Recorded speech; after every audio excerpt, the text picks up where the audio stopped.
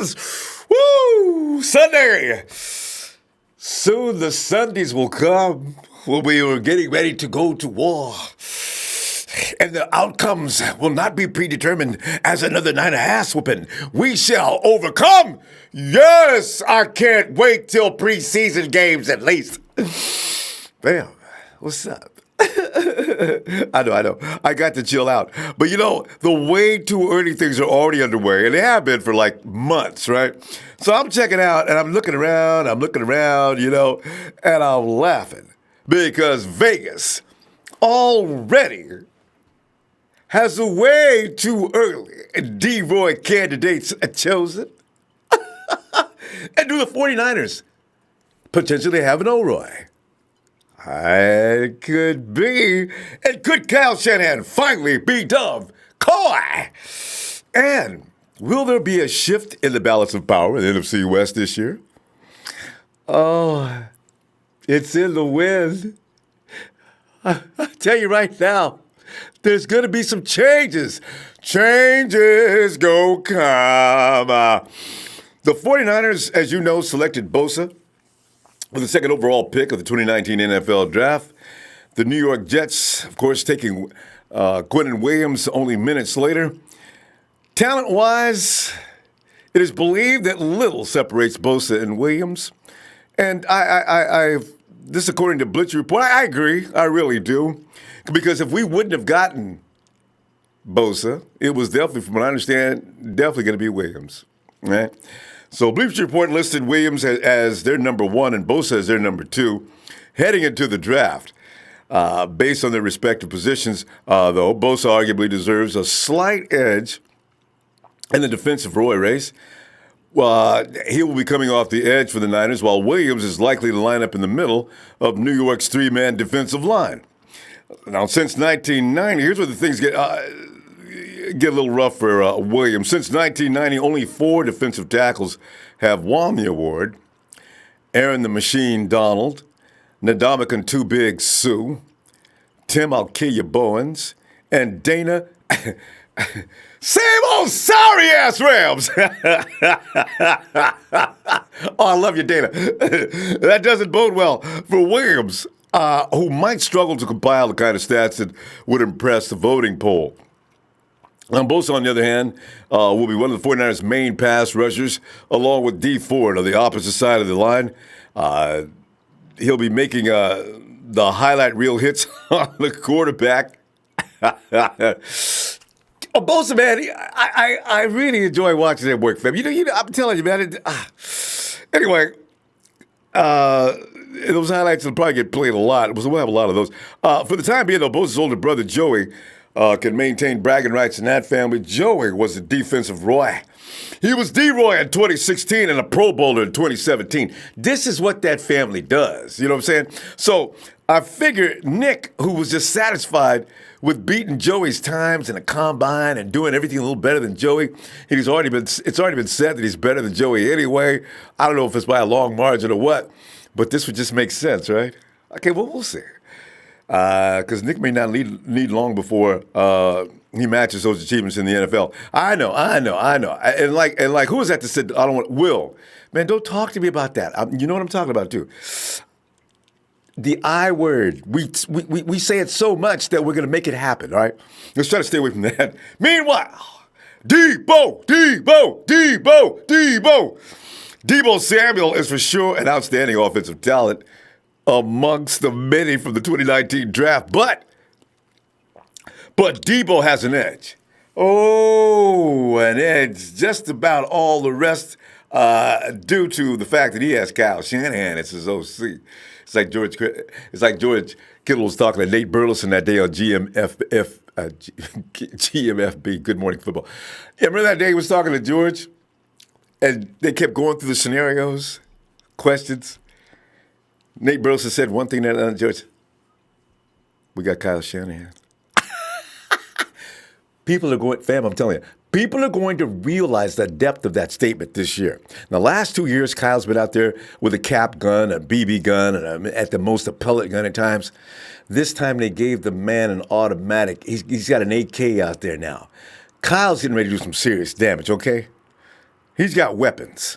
Now, he didn't have none before. For all those folks saying, they got to do better this year. We ain't going to have no excuses. Well, there ain't going to be none. Gave the man his weapons on both sides of the ball. Somebody go get hurt, and bad. I can't wait. Oh.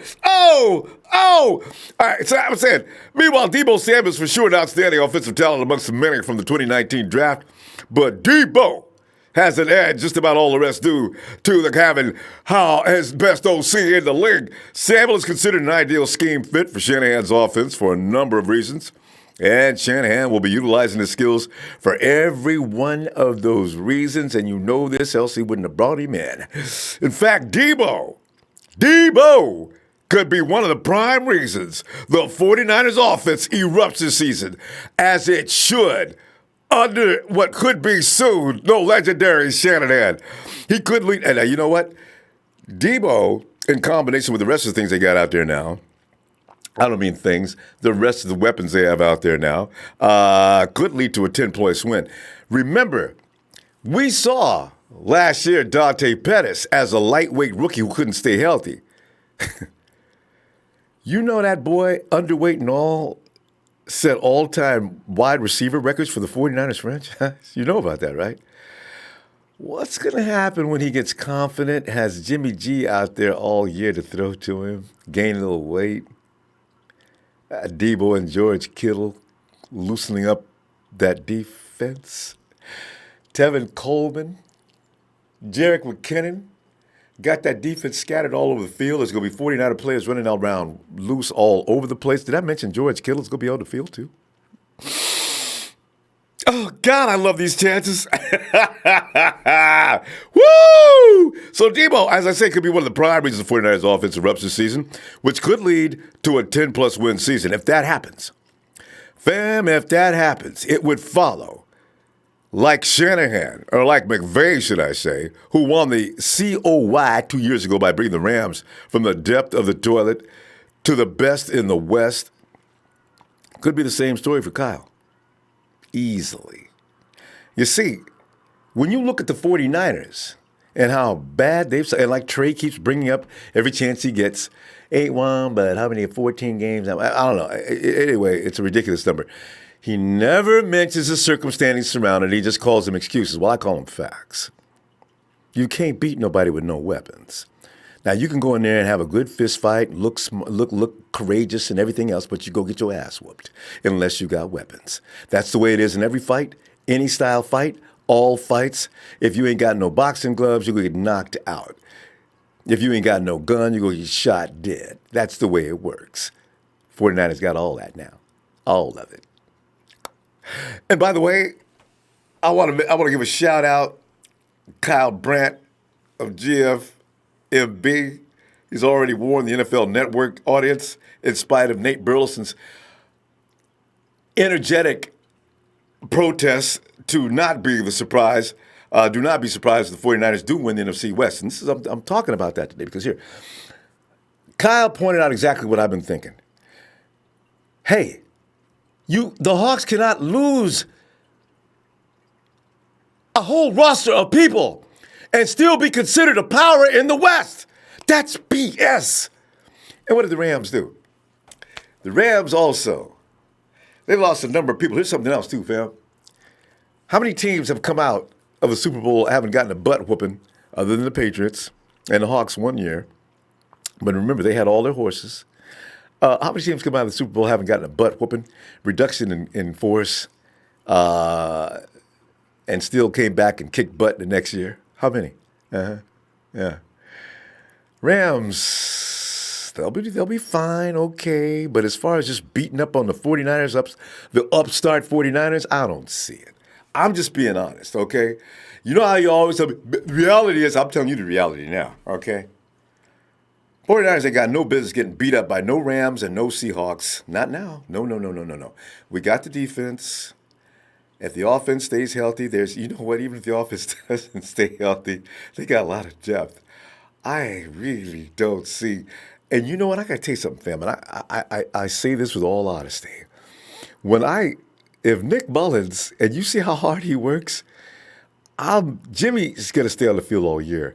But unlike last year when we had to worry about CJ coming in and knowing the game over as soon as he walked in, if Jimmy goes down temporarily, maybe twerks an ankle or something, and it better be minor.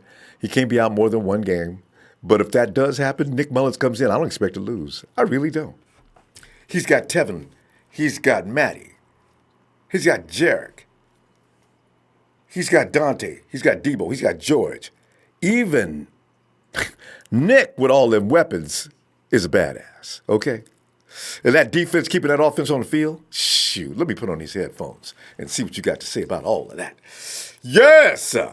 Hey, Gibson says, I was trying to, don't forget Cinco de Mayo! Viva la raza! Yes! And also, happy Ramadan. It's amazing how those days fell on the same time, huh? I think that's how you spell it. You say it's Ramadan. Yeah, you got it. You got it, Gibson. NFC West Livingston, what's up, Empire? Happy Cinco de Mayo. Hey, Renee Cruz says, baby burrito, carne asadas with sour cream. Okay, we can't eat now. It's time to talk football. All right, chill. Thank you, Renee, for making me crazy. Okay, Vincent Johnson, I'm so ready for preseason. Almost said it too. Bleep. I'll even take small clips of OTAs. I know, right? We'll find out tomorrow. I was going to mention that too. We'll find out tomorrow, as it was the weekend camp for tryouts. We'll find out tomorrow who made it through the weekend tryouts. I figure that's why they were being quiet the last couple of days. They want to focus on that and make some choices. Isaac Page says, go get a bye week, man. You deserve it and need it. Isaac, in a little bit. You know, in August, we got a lot of weeks we could rest. July. Is it July? No, July. July, we got a lot of weeks we rest. Right? Is that the week, that the month they take off? Yeah. So, got to talk football between now and then. No, I can't stand it, man. You know, I get crazy when I'm playing around. Okay. But thanks, Isaac. Omar Munez. He says, don't take a bye week. I need you. Like, don't feel the same without the Don't make me blush. Thanks, Omar. Jared Refresh. Get finished with your hair and makeup and start. You like the hair? Vader! Yes! Vader! I've not said it in a long time. Vader, what's up, Facts Time? It's red and gold. Time! Frankie Five Fingers. Frankie, I love that name, man. Hey, what's up, fam? J. Run, what's up? Ronbo and fam. Daniel Andre and I, we did battle all before the draft together, man. We was out there battling. I mean, we was back like we was going into some kind of a drug den as DEA agents. I was in front. Daniel was behind me, man. We was got each other's back, boy. It was Daylight, what's up? He said my number one wish for 2019 season, Jimmy G to stay healthy. Yes. Gosh, yes. That's all we need. Because, you know, other people can go down. We got so much depth. It doesn't really matter. But if G stays on the field for all 16 games, we have as much chance as any team we play this season. I don't want to hear about how, well, that team's, they're so good. They ain't, you know what I mean. Anyway, Perry Howard said, Sup, Perry? Let me get on over here to my man, Dre. Dre, come on in, man. Ronbo, what's happening with you, man? Dre, man, I get all pumped up, man. I'm seeing, like, what's being predicted already. This is that time of year where I get overly pumped up. And you know, they let the wind out of my bag the last couple of years, but, you know. Right. Yeah, we're going to be all right man. this year now. What's going on with you, man? What do you think about that D-Roy and Coy and who's going to win the West this year? And shut up, Nate Burleson. I bet you Nate Burleson be watching us talk. Nate, you ain't no good. Man, you don't know what you're talking about. Nate Burleson is a baby back bitch and wouldn't bust a grape in Welch's backyard. I don't give a damn about what Nate Burleson got to say, man. You know what I'm saying? Shout out to Colin Cohart, though. He had us ranked number 9 in the top 10 in the NFL. There you know go. what I mean? So that says that says a lot, you know. But I'm trying this year. I'm really not trying to set myself up or the franchise up for failure, No pain. or to be pissed off. You know what I mean? Like the only expectation I have is for us to stay healthy. You know what I mean? That's it. I have an expectation for us to stay healthy and show everybody in the league that we are a formidable team, and that if we would have been to stay healthy last year, we would have went to the playoffs. You know what I mean? Like I said, over the last 2 years, we have the most losses of a team that by 3 points or less. I think we had over the last 2 years we've had like 11 losses or something by 5 points or less. But when it comes to 3 points or less, I think it was like 9 games. There you go. You know, so just with that many games, you know what I mean. It just shows how good our coaches were and how good the players were who filled in. You know what I mean on short notice. So I'm really not trying to put any expectations, but I will tell you this though, man. I do think we have a really good chance at having the possible rookie of the year out of either Deebo Samuel or Nick Bosa. You know, I already know that Quinnen Williams is going to go tear things up in over there with the Jets, but I do think we hold a really good chance for the Rookie of the Year award, because if you look at the offensive lines in the NFC West, man, they're not too good. You know, the Cardinals' offensive line is horrible. The Seahawks' offensive line got a little bit better. A little bit better, right? I mean? But I give them credit too. Right. They did get a little better. Right. Yeah, most definitely. But, you know, as far as the Rams, they really don't have that good of an offensive line either. Most of their pass plays too many people, Dre. They lost too many Pro Bowls. Yeah.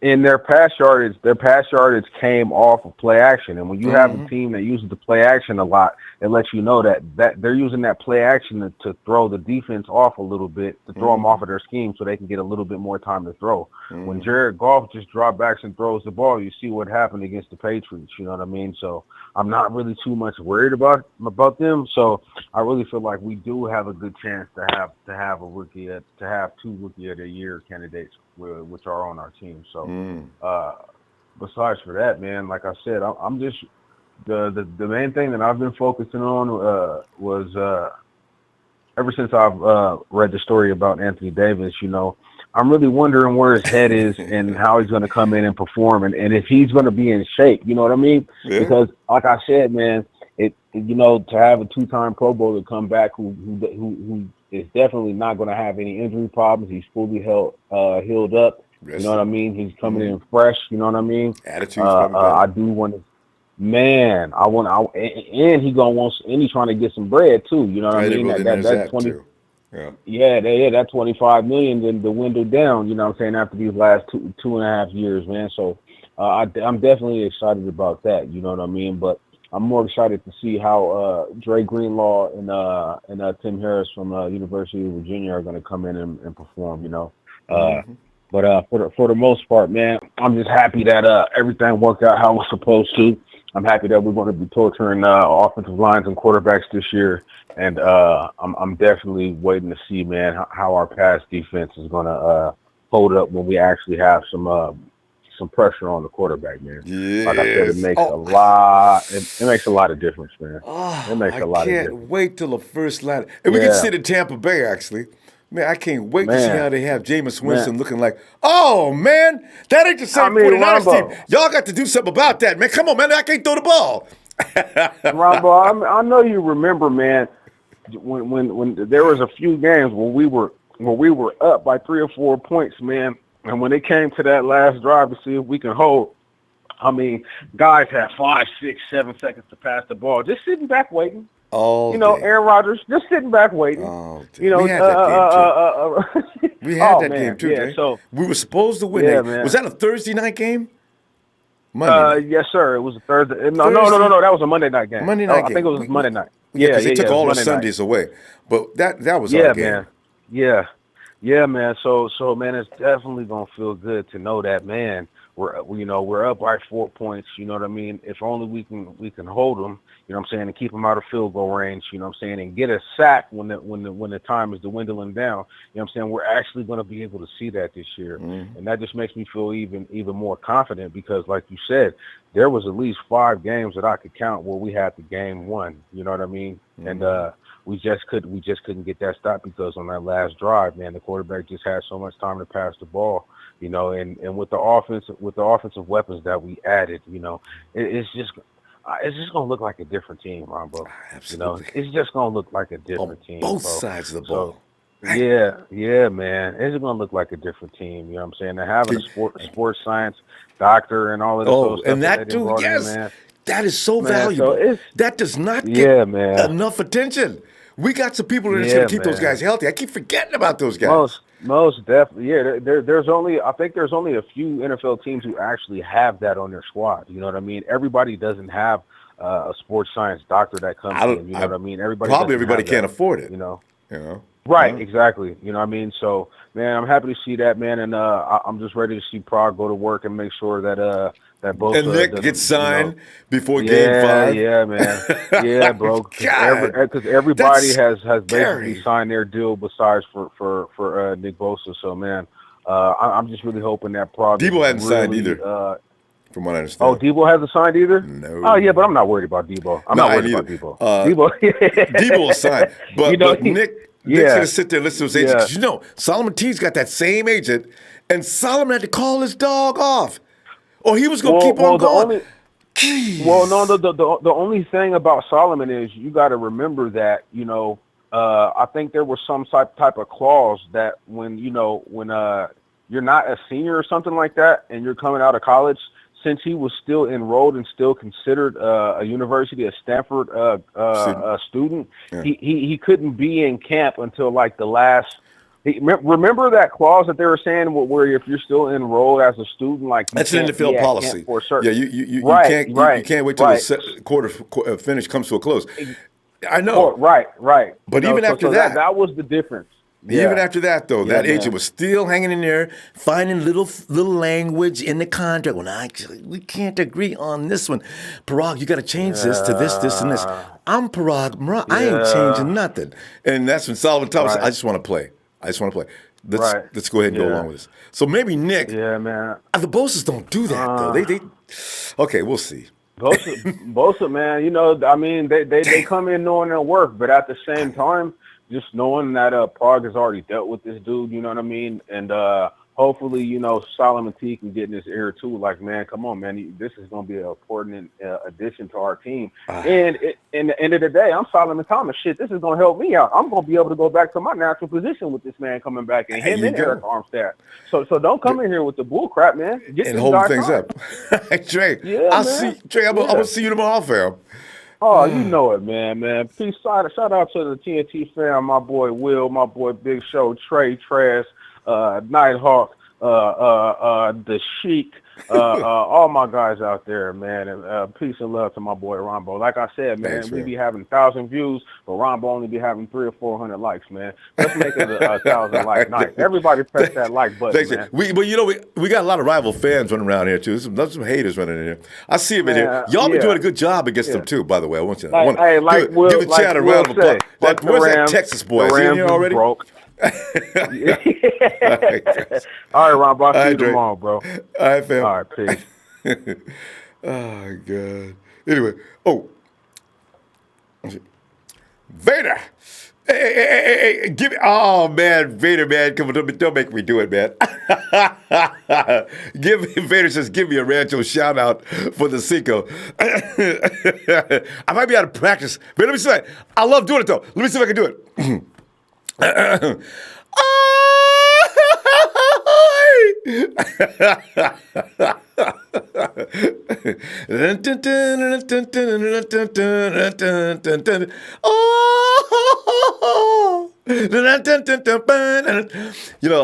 would love to go out to the Mexican cattle ranch and wait till nighttime when they start to have that party and the fun starts. They would be shocked. I could keep up with the ranchero yells. Go Hard says San Francisco was on my Ronbo Sports profile last year. There you go. Oh, man. Hey, and Donabelle says, I have heard buzz that Shanahan and the GM got beef. Usually they try to quell that gossip, but where there's smoke, there's fire. I heard DK Metcalf got blown up by somebody we drafted.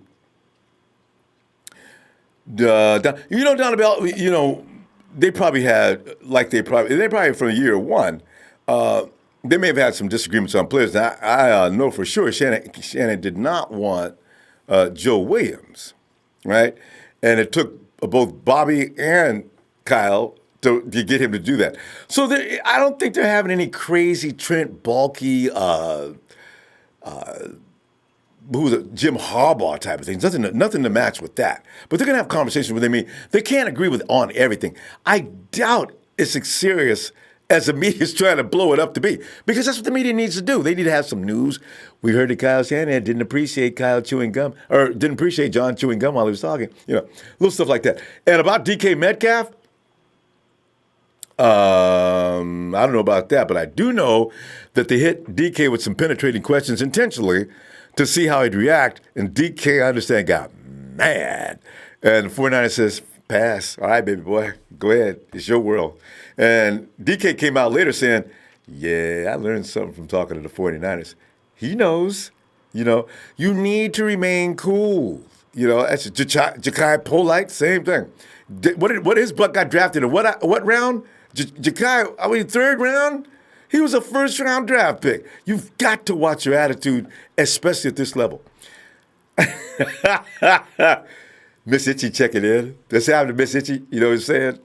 Boy, I tell you what. Let's go! You the man.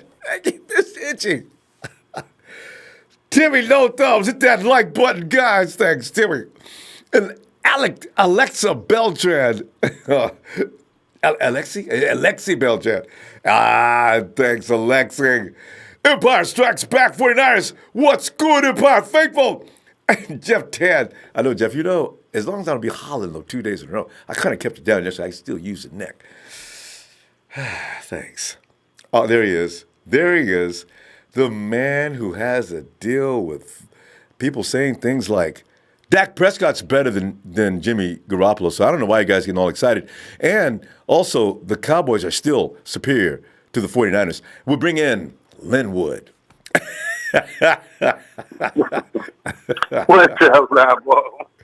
Linwood. Now, I'm looking at the Way Tour predictions coming out of Vegas. Caesar's Palace is already talking about Bosa and Williams will fight for the Defensive Rookie of the Year. Yeah? Who told y'all that? How come? What are you matching it with? You know how they do. Everything gets thrown into a computer, the software special. And then, of course, it comes out, spits out, boink, 2 names. Neck and neck. Dead heat. It's going to either be Williams or Bosa. You put your money where you think you can win. Vegas is an evil place, Linwood. I stay out of there as much as I can. But when I do go... You said as much as you can? I do. Because the thing is, if you go to Lake Tahoe, you got other, you got nature. You go to Reno, you could, Reno and Vegas the same. There's not a lot to do other than hang around and see if you can make your fortune, right? But them houses stay open because guys like me are coming in and thinking they go bust a house down and calling moms for some money to get home on the bus. You know what I'm saying? Right. So, hey, sir, you got to pay for this hotel room. Ronbo. I wouldn't know. I'll send you a check. We got your credit card right here. That credit card ain't no good, man. Hey, listen, I promise you I'll be back tomorrow. Call the police. Can you imagine spending time in jail because you wouldn't pay your Vegas hotel bill? I imagine half their lockup is that. What do you think, man? Hey, you got your Defensive Rookie of the Year. You got the shift. I think a shift in power, the balance of power in the NFC West. And Kyle Shanahan, if he wins over 10 games, I think we got our Coach of the Year already. Man, I see a lot of good things on the horizon. But like Dre says, I don't want to get too stupid with this stuff and then get my feelings hurt later. But, what are you thinking? Well, I wish kickers could be in that conversation because we would nail Rookie of the Year for that one. Because he's going to do his thing. Forgetting about that. Hey, well, if he does enough, he could get some votes, though. Oh, he'll get votes for sure. Yeah. Rookie of the Year. If Bosa stays healthy and this, man, I see there's great potential there. and everybody's leaning towards him, and of course Debo. But don't count out the versatility and all the stuff that Hurd can do. Oh, wouldn't that be awesome? Hurd comes out of nowhere and snatches the Roy. Man. Yep, because he could be the number one on our team. Yep, with all the touchdowns, and he could do the play calling. He could run it up the middle on short plays at the goal line, touchdown, little sneak plays in there. I mean, you get enough touchdowns, I mean, that's going to put him up in the bracket regardless of yardage. You know? So, a lot of talent there. I mean, let him get 15, 16 touchdowns, and then it'll turn everybody's head. Mm-hmm. Because like you're saying, remember George Kittle came in at a 5th-round pick, and who saw that coming? This guy, I can see it. So we got a lot of potential, lots and lots and lots of potential on our team, and hopefully it pans out. I'm hoping the offense can be so overpowering the first couple of games to cover up for the defense till they really start to gel. I'm hoping they come out the gate running, but the defense needs to gel. I just foresee the offense being a little quicker in the pace than the defense, and then the defense going to really set it in. And then they're going to be locked down. Though. Who's going to come out of the gate the fastest and hardest? Is the defense or the offense? All right. Jimmy G's going to have something to prove with all his new weapons, and Jerick McKinnon, and especially Kyle Shanahan. He's going to let everybody know, it's like, hey, I am the best offensive coordinator in this league. I have the best offense, and this is why. Let's put up 40 points a game. Let's roll, baby. Let's roll. Practice will be crazy, too, because you know who else wants to set a standard right now is going to be my man Bobby Saleh, because he's been made out of ass for 2 years. Everybody's been talking about how he sucks, and now that dude's running around with not one pistol on his hip, but 2. So now we're going to see how he's got 2, a solid off, and an Uzi. Yes, indeed. Yeah, they stacked the deck for him. They stacked the deck for him, so he must have a good season. You know, if he doesn't, he's gone. Everybody knows that because they were like, "Look, we gave you the best ammunition we could possibly give you, and you got to go out there and prove it." You know what? I think he'll do it. I think he'll do it, Ronbo. And that line coach's guy, Chris Kasurk, he's got the right guys now. He's got, I mean, he got rid of Jeff Hafley. That's the other key. Yeah, he got rid of Hafley. You got Wood in there. Yeah, these are all things. Last year, I was a hater. I was a big-time hater. I know, I couldn't stand to watch our defense out there, so I'm letting everybody know I was not a solid fan. Yeah. But somebody has to take the blame. I just had my designation of blame. I said, wait a minute, get that so-and-so out of here, get him out of here, and definitely get him out of here. I knew who was messing up, you know. But you got Solace in charge of that whole unit, so, yeah.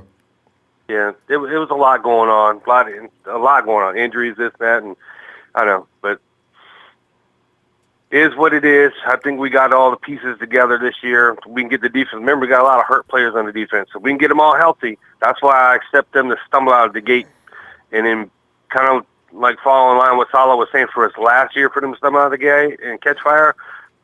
I see that happening this year. Yeah, remember, though, they got a lot of time to heal up. I don't see, this is May, June, July. I don't see them being still whatever the problem is, especially Quan is let me clarify. I'm sorry, Ronbo. And let me clarify on that. When I say stumble out the gate, I mean not giving up 30 points a game, leaving it to where they're in the low 20s until they get it to where they lock it down to 13, 14 points a game. Saleh said that last year, actually.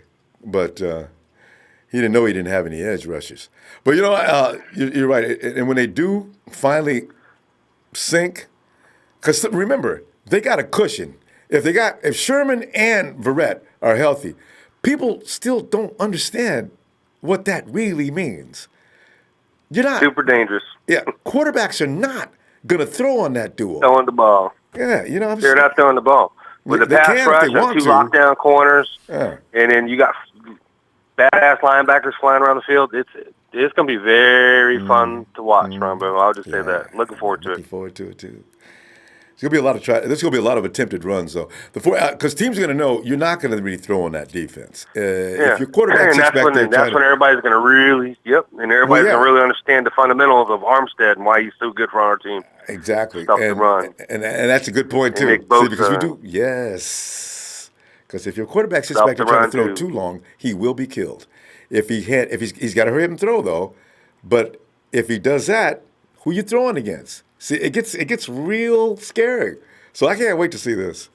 Yeah. Please hurry up. Magic in the making. Yes. Magic in the making, Ronbo. This is the year. I strongly believe that. You know, I've been a Niner fan since the 80s, so boy. Celebration time. Boy. Linwood, I'm gonna tell you what, man. Yes. We gotta stop, and I'll see you tomorrow, and find out who's gonna make that rookie camp this weekend. It was a weekend tryout, and see who wins. I already know Yes, we got sir. one guy. Night Ronbo Sports. Hit those likes, everybody. And to the Cowboy fan that came in there. Is he still there? Yeah. He ain't even, your quarterback ain't even half as good as Nick Mullins. What? Ooh, they be running some Nice, man. serious smack. God. All right, that's cool. Let him talk. All right, fam. See you tomorrow. Oh, God. And, hey, Cynthia says, Middlecoff said, as per his sources, that Matt Miller rumor was started by one of the bitter, bulky guys who aren't even on the team. See, I really wish, God. Cynthia goes on to say, I heard Miller retracted the statement on his podcast. Yeah, he did. As a matter of fact, guys, if you want some really fun, Google Matt Miller. Matt got so attacked, he took one of his ID or something like that. He took one down. It just says Matt Miller, and it says see reasons why this has been something. It's hilarious. I said, see, Matt, next time you come talking crazy, watch out. And that's what happens. Salvador Brabiska. I already did that one. But Salvador says, 1, 2. Oh, wait, I forgot. 1, 2, Bosa's coming for you. 3, 4, we got D Ford. 5, 6, come on, throw a pick. 6, 7, 8, golfer's gonna get 8. 9, 10, we'll see you again. Ding, ding, ding, ding, ding, ding, ding, ding, ding, ding. Ding, ding, ding, ding, ding. You know, Freddy Krueger has to go down as one of pop culture's most famous bad guys. That's a scary dude. Freddy actually scared me. And I'd been waiting for years to be scared at a movie. And you know, when you be doing this, you know it's having impact. Yeah, we did that one already. Oh, I'm sorry. You getting mine? Okay. Hey, Mikey! Marin Mikey! Oh, by the way, and Cynthia, Sal, thanks for the contributions, fam. Thank you. Oh, Mikey. Oh, there he is. Who's that? Okay, I'm getting pointed in the direction.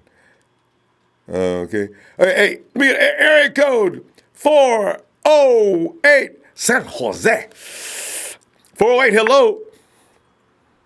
Hello. Hello. And what is your name? My name's Omar. Oh, are you Omar? Omar! What's up, man? We only get Omar calls on occasion. Omar, we're sitting back here trying to pick out the Rookie of the Year, Omar. And I'm sure you have your candidate choices. Also, we're talking about Defensive Rookie of the Year, Offensive Rookie of the Year, Coach of the Year. Omar, are we in the mix? Yeah, Nick Bosa is going to be Rookie of the Year, Defensive Yeah, you got Nick already making it? All right. Hey, and you know, Jalen Hurds' name just got thrown in the mix as a surprise guy. How well do you think Jalen Hurds is going to do this year? I think he's going to do good. Yeah. I just hopefully, because you know Kyle Shanahan, hopefully he just makes him a good, makes him like a really good player. I'm pretty sure he will. And you know, Omar, the thing is, he's going to get a limited number of snaps because Kyle's already got his starting forces already. I figure it's going to be Dante Pettis on one side. Debo's probably going to win a spot on the other side, right? Or any number of people. If Debo doesn't, they don't want to start him first, right? So Jalen Hurd will get in there on spots. Every time he gets out there, though, he's got to have a solid impact before Kyle starts using him on a regular basis. That will be the day where we see the second coming of George Kittle. Same thing with George. First year, not bad. Second year just blew up. Whoa! Is Jalen Hurd that guy? Yeah, I think Jalen Hurt's going to be good. He just needs to work on his route running or his footwork. Yeah. I think he's good though. Yeah, somebody said something about him dropping the balls yesterday. I think that was nerves, though, or the day before yesterday. Guys come in as rookies, haven't been playing ball in months. Probably all of a sudden you're catching the ball. Other than a combine, could be a little bit tough. We got a windy condition going on, and you probably know, you're out in San Jose. There's windy conditions going on around the Santa Clara area, right around the stadium, because it's an open area, right? So the ball was swirling a lot, and guys were kind of dropping the ball, too. So... But I ain't worried about that. And Jalen, is Kyle Shanahan, Jalen, you're Jalen. Omar, is Kyle Shanahan a potential coach of the year? If we win 11 games, do you see it coming? Yeah, Kyle Shanahan's really smart. He's even I think it's Good Morning Football. They said that Kyle Shanahan's pretty smart. They said he was scary. And Kay actually said Kyle scares her. I love it. I like the way she uses the word. Kyle Shanahan's scary. He scares me. Because Kyle came up with those plays. His plays are really complicated. To understand Kyle's playbook, you really got to be kind of smart, right? Kay says he had to explain every little thing about his play. Oh, we got a good team. I can't wait. I know. God. How many sacks between D Ford and the potential rookie of the year, Nick Bosa? How many sacks do you see between those two guys? Is there enough quarterback for both guys to share? I didn't even mention DeForest Buckner's in that mix too. God. Yeah, I think combined they're probably going to get over 30. Yeah. I bet all you're three right. of them together. That's good. Bet you're right. It's how many over 30? Because somebody's going to get more than 10, right? So you figure between D Ford and Bosa, one of them is going to get over 10, probably. I think D Ford's going to get more fumbles, and I think Nick Bosa's probably going to get more sacks. Yeah, I forgot about D Ford and his ability to strip. Yeah. Good. God. We got to DeForest Buckner's got to get out and learn how to strip. Because Buck will take a guy down, but he's so concerned about bringing the quarterback down. You don't see him with the technique. Reach, grab. Yeah, he's more like just like a dog. Yeah, he just wants to get the guy down. But we'll see.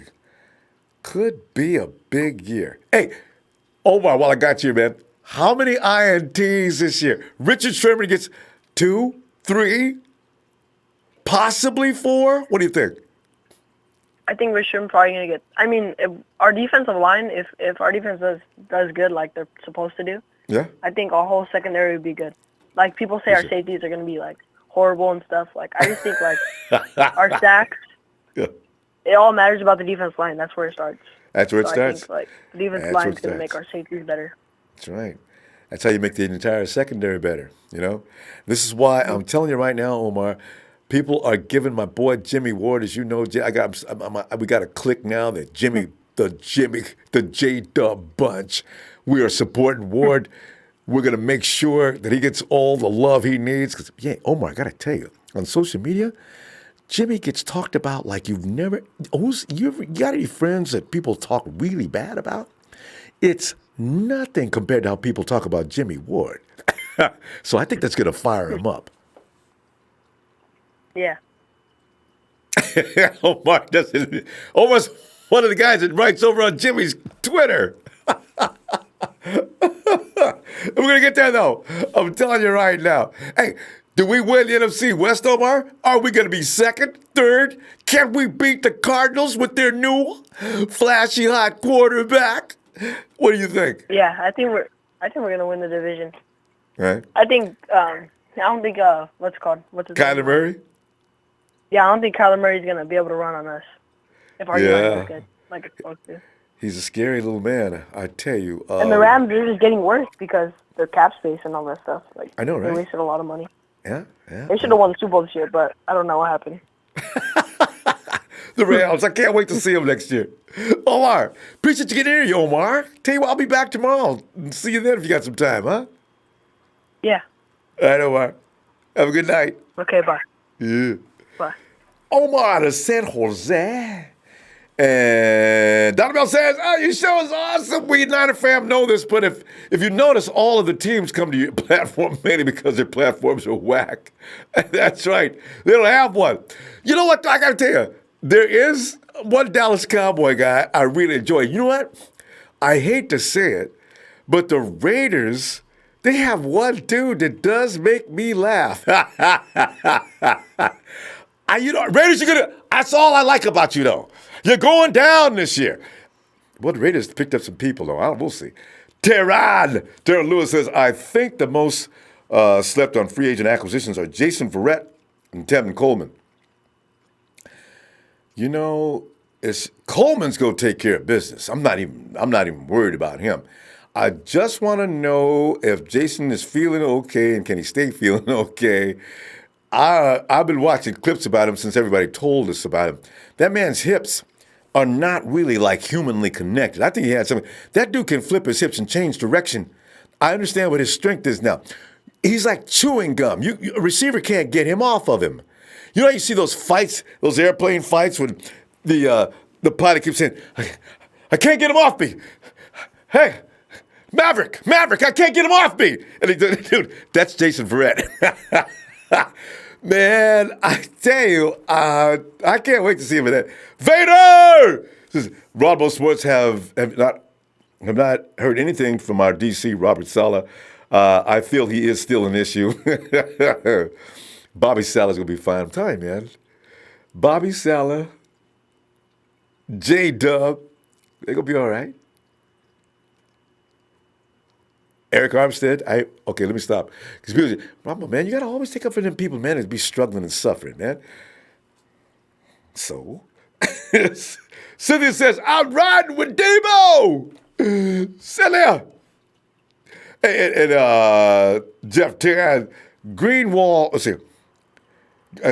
Greenwall 40, what is it? 40 time at combine was slow because, what's our,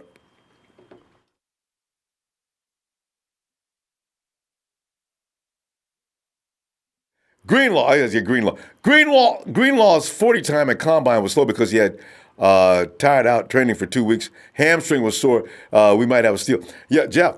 And he told people about that. But you know how some players, there are times when you should probably just go ahead and say, look, I can't give you my best time today. Pulled hammy. Even if they think you have character issues or an attitude of some kind because you decide, because if you tell them that, they're going to think, is he telling me the truth? Is there something really wrong with your hamstring and you not want to run it today? Because you're concerned with maybe you might tear it later. So he opted to go ahead and run the 40, and you're right. He ran a slower time than necessary because that dude is like, from what I understand, he is quick sideline to sideline. So we'll see. James, get on in here. James. Wait a minute. Laser US. I've seen him on the comments, and me and him been arguing about. He's still in here talking about the Cardinals. James, come on in, man. Oh, God. How you doing? James, I'm doing all right. I mean, you know, other fans are taking notice of us because they know we're coming to whoop some butts. You know, it's got to be a scary thought knowing that the 49ers have put on some muscle and getting ready to come in the next year after getting butt beat for as long as we have. You know how angry a team can be, frustrated, wanting to tear up something. Oh yeah, It's a lot of other teams right now that are hating on the 49ers because most teams don't be able to have so many players, good players, in motion, but I mean on the team, but they wind up getting hurt, and then you wind up picking so high in the draft. And then you also nail it in free agency. Yep. That makes a lot of other teams sad. They're ready to curse at their GMs. Yeah. spit at their owners and stuff and heckle all kind of insanities and stuff at them that ain't right, ain't human, But that's just the way it goes. Anger. Yeah, total anger. I mean, upsets deep down, pure hatred type of anger. But it's a good feeling to have. And I'm telling you, when you look at a coach that designs a team, it's so many different things you get from different coaches. But I look at excellent how point. Shanahan is putting the whole team together. I mean, even in a lot of people are they tried to copy him when he first went to the NFC West, Shanahan. Then came McVay with putting the Rams together and having Jared Goofy over there and Todd Gurley. And so at the same time, here comes Shanahan. But now the point I'm trying to make is a lot of people are saying Jalen Hurts, which we know is going to be a spectacular player. Hopefully he can stay healthy, learn the playbook, and be able to, really play at a very high level, an exceptional level of competition that you just don't see in most football players. But also, I tell you what, I think where Kyle Shanahan really kind of nailed it in this year's draft is I think that pick of that kid, Caden Smith, that other tight end. Man, listen. Now, when the year the Patriots drafted Gronkowski, they won the Super Bowl. And that same year, his rookie year, I believe it was if I'm not mistaken, it's his rookie year. But the point I'm trying to make is, I could be wrong on whether they won it in his rookie year, but they turned around. I think it was a year later, or either a year before they drafted Gronkowski, they drafted Aaron Hernandez. And those two tight ends, were so hard to stop for a defense. And now we know you got to double team Kittle. But now all of a sudden, Kyle takes another tight end. Because he sees this coming. You're right. The same size as Kittle.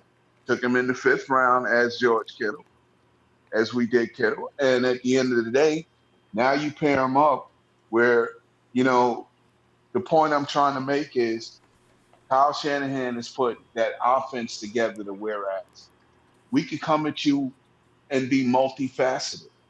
We can have an extremely dangerous passing game, deep passes down the field, short intermediate passes across the middle to guys West Coast are just so fast, and you don't know what's coming next. And he's motioning running backs that are going right to the right side of the quarterback, and there's a 3-by-1 set, 1 tight end and 3 receivers sitting right there. And this guy catches the ball, a bubble screen, and he's got 5 people out in front of him, including a guard on that play. How do you stop that? Then you have a quarter and a half left in the game, and now this coach is throwing a double tight end passing game at you for the rest of the game. The defense is looking over at their defensive coordinator saying, "Hey, coach, you didn't put this on the grease board Sunday. Wednesday, when you said that this is part of the game plan, what we could expect." And then, it goes on. And then as that game continues to play, now here comes Jalen Hurts. Somebody 6'5", 226 pounds. Standing in the backfield. Getting a running start in motion to take a jet sweep handoff. Oh. 6'5". We'll put a little weight on him too. Let's get him around 235. Oh man, that'd be a beautiful thing. Okay. I don't even lose any speed. I'm telling you, it's so beautiful what he's putting together, man. And it's like, I could just see it. And then we have a backfield of a three-headed monster running back category. Every one of them can catch passes out the backfield. Oh, and all of them run a 4-3 something. Every single one of them. We don't have to put Jalen Hurts. We don't have to put Jalen Hurts in the running back in the tailback position behind Jimmy Garoppolo. Well, just to mess with the DC. Of course, but you put him in motion. You let him get a running start and see if the opposing defense's secondary and their linebackers want to tackle somebody that big, that late in the game after tackling all those running backs and receivers for the whole game. Now all of a sudden, here comes this big guy coming at you in motion. I mean, with a full head of steam running, it's harder to tackle somebody than to tackle them within the first 3 yards of them starting to run. Oh, I could tell you stories about that. Oh, man, that is scary. And the first time you have that feeling, it's not, boy, that hurts. You wonder why they call it bully in the ring, huh? I tell you what, that ringing in your ears, especially if there's any helmet contact, that is really a crazy sound. And that sound after that, yeah, it goes, that's, it'll break you up.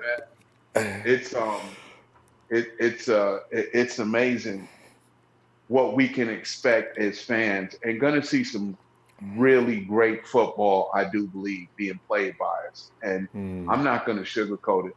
I mean, winning the NFC West, that's the first step. Yep. But our aspirations and our dreams are much higher than that. And right now, it's all coming together because you got sports writers out there like, what the heck just happened the last month or so with the San Francisco 49ers, a team that was basically at the bottom of the barrel league-wise, okay, and just couldn't get it right. Injuries on top of injuries. And now you look at them, and on paper, they're a team that should be in that top 4 of the teams to compete for a Super Bowl in 2020. Yeah. Got some really great players coming back, and it's just going to all come together. I'm telling you, man, I can see it now, Ronbo. I'm not a gambling man, but you can hold me to these words. There are going to be some games that I could see us actually putting up close to, I'd say, 290 yards of rushing just out that backfield. Ooh. Just out that backfield. Yeah. And the thing about it, not only just that 290-something yards of rushing out the backfield, but it's going to be a lot of teams we're going to play that are probably going to have some linebackers that got some kind of injuries come that Monday after they played us, or that Tuesday morning after they played us. And ointment compounds are going to become commonplace around the league after the 49ers play you. It's bad enough trying to stop one running back, but all 3 of these running backs that we've got are lightning quick. And then you look at Coleman is considered the big, powerful back, with McKinnon and Breida just being all out like trying to run down a gazelle or a cheetah. And that ain't gonna happen. But that ain't gonna happen at all. James, looking forward to your feelings tomorrow, fam. All right? Oh yeah, brother. Any given day, man. Any given day. Love what you do. Thanks for the platform you provided and put there for Niner fans, and it's other teams that are like, who the heck do these 49ers think they are? Got this guy Ronbo, man, all over, got people, radio stations all jammed up at night, and everything. He's on there talking 49ers football. Why we ain't got something like that in Detroit? I don't know. Why we ain't got nothing like that in New York? Please don't ask me. But anyway, thank you for what you do, James. Ronbo. Thanks, fam. Niner for life. Have a great evening. You too, James. Right. THA, the God. Listen, I'm gonna let that ride as long as you're not in here inciting riots. If I see a riot If you're going to talk football, talk football. From what I can see now, all I see is spamming. All right. If you got any other thing to talk about, I wish you would. It's a warning, God. If you get into a fight, I'm gonna have to dismiss you. All right. You made your point on the first 3 or 4 times when you said that. Okay. Stop it. Okay. Hey, John Milliner. He says, "What's up, not a fam? Bosa 12 to 13 sacks, D Ford 11 to 12 sacks." John, you got D Ford Black. Yeah. I wonder what that will do. Now you probably. What was the guy's name in Kansas City he's working with? Did they have? No, he didn't have as many sacks as D Ford. All right, we'll see. Anyway, rookie of the year. Bosa rookie of the year. Buckner 10 to 11 sacks. Thomas 8 to 10 sacks. Do you realize? 40. That's 4 guys. You know what? Wouldn't it be special though, after so many years of not having any edge presence? Well, we had an edge presence, but wouldn't between what they have, maybe 10 sacks. Now all of a sudden you have elite edge presence, right? What if the number does get off the hook? And don't forget how Ronnie Blair, every chance he gets, if he's still on the team, oh man, I hope Ronnie Blair makes this team. But every chance he gets a couple of sacks here and there. Ronnie Blair, what do you have, 5 last year on limited snaps? Ron Blair, I like a lot. So he's got to make the team. Could we eclipse 50 snaps? Okay, getting ahead of ourselves. I got it. Lewis! Yo, what's up, Ronbo? Lewis, I'm sitting here just dreaming. How you doing? Oh, I'm telling you, man, I'm doing dreaming? Great. Just salivating at the opportunity of what the defense is going to do? I'm throwing all kind of numbers out there. I'm going crazy here, you know. I said 30-plus sacks because I figured between the big 3, they're gonna get 30-something sacks, right? But somebody went and Ronbo, if you added, say 30-plus sacks, then we're getting 30-plus sacks, all right? I mean, but Thomas gets in there. Facts. And somebody put Thomas in there around 8 to 10. I said, well, Jesus, I didn't even think about that. A 4th guy getting near double-digit sacks? I think Thomas will get like 6, 7. But we could have like 36. But don't sleep on Contagious Street, Julian Taylor, Ronald Blair. Don't sleep on those guys. Those guys can at least contribute 1 to 2 sacks. And Ronnie Blair, exactly. That's like 6. Yeah. So, you gotta keep that in mind. Like we've got, an arsenal. Yes. A plethora. No more guns. We have arsenals. Right. we have an arsenal. Okay. Take your pick of who wants to get hit by one of these ferocious linemen. All right, Ronbo? I love it. But hey, Ronbo. So I don't know if you know, but you know Nick Bosa, right? Yeah, of course. That's our number 1 pick. Hey, but did you ever get to listen to when they called him for his presser? When they called Nick Bosa during the draft, did you ever get to listen to that? Yeah. Oh, you mean the ceremony when we came up from where he was sitting? No, when John Lynch, when they first picked him, and they're like, "Hey, Bosa." So I want to play this for you because it's hilarious. This is when Nick's on the phone. Yeah. Go ahead. When Nick's on the phone. Did you hear? Okay. So this is hilarious to me. I'm gonna try to play it so where you can hear it. I don't have any speakers on my computer, but. So I'm gonna just play this. He just makes this weird noise that's just like hilarious. So this is when John Lynch hands the phone to Kyle Shannon. All right, you ready? Okay. What's up, man? Congrats. Doing awesome, man. You pumped up? Did you hear that? Okay, hold on. No. Hey, funny thing about Nick, even when he was supposedly excited, he doesn't really get his emotions don't fly out. Him and Joey. But Ronbo, he was like, that was hilarious, man. I don't know if he was like crying or I don't know if he was excited. I don't know. He just spit it out or he got caught off guard or whatever. Can you imagine? Everybody's crying. Was that Nick crying? Yeah, that was just I don't know. See, that was just funny. It was funny. I didn't notice that so much at the time. But now that you mention it, that is funny. Because I remember him saying, "What's up, my guy?" And then, of course, you heard that he weird said, "What's noise. up, my guy?" Yeah, and then she said, "Are you excited?" And he was like, "Yeah." I thought that was priceless. I was just dying in the car. I mean, do the Bosas cry? I mean, because it was a lot of crying going on there. Hey, look, Joey was balling like. Oh man, there was more crying. Joey was balling for his. That's right, huh? Now I think about it. That was amazing. But there's more crying this year than I've ever noticed before. Dudes were just breaking down, man. I mean, all the way down. Yeah. So. His dreams came true, man. Yeah, no, all of a sudden. Not our first pick, but not the first pick, but second pick, that still holds a lot of weight, man. You have to prove it. But I see some hater in the chat, man. Some guy hating, like, these people don't understand. Like, I always point to this. Like, if you lost your starting QB, where would you be? We had to start a gas station employee in CJ Beathard and a used car salesman in Nick Mullins. Let's be real here.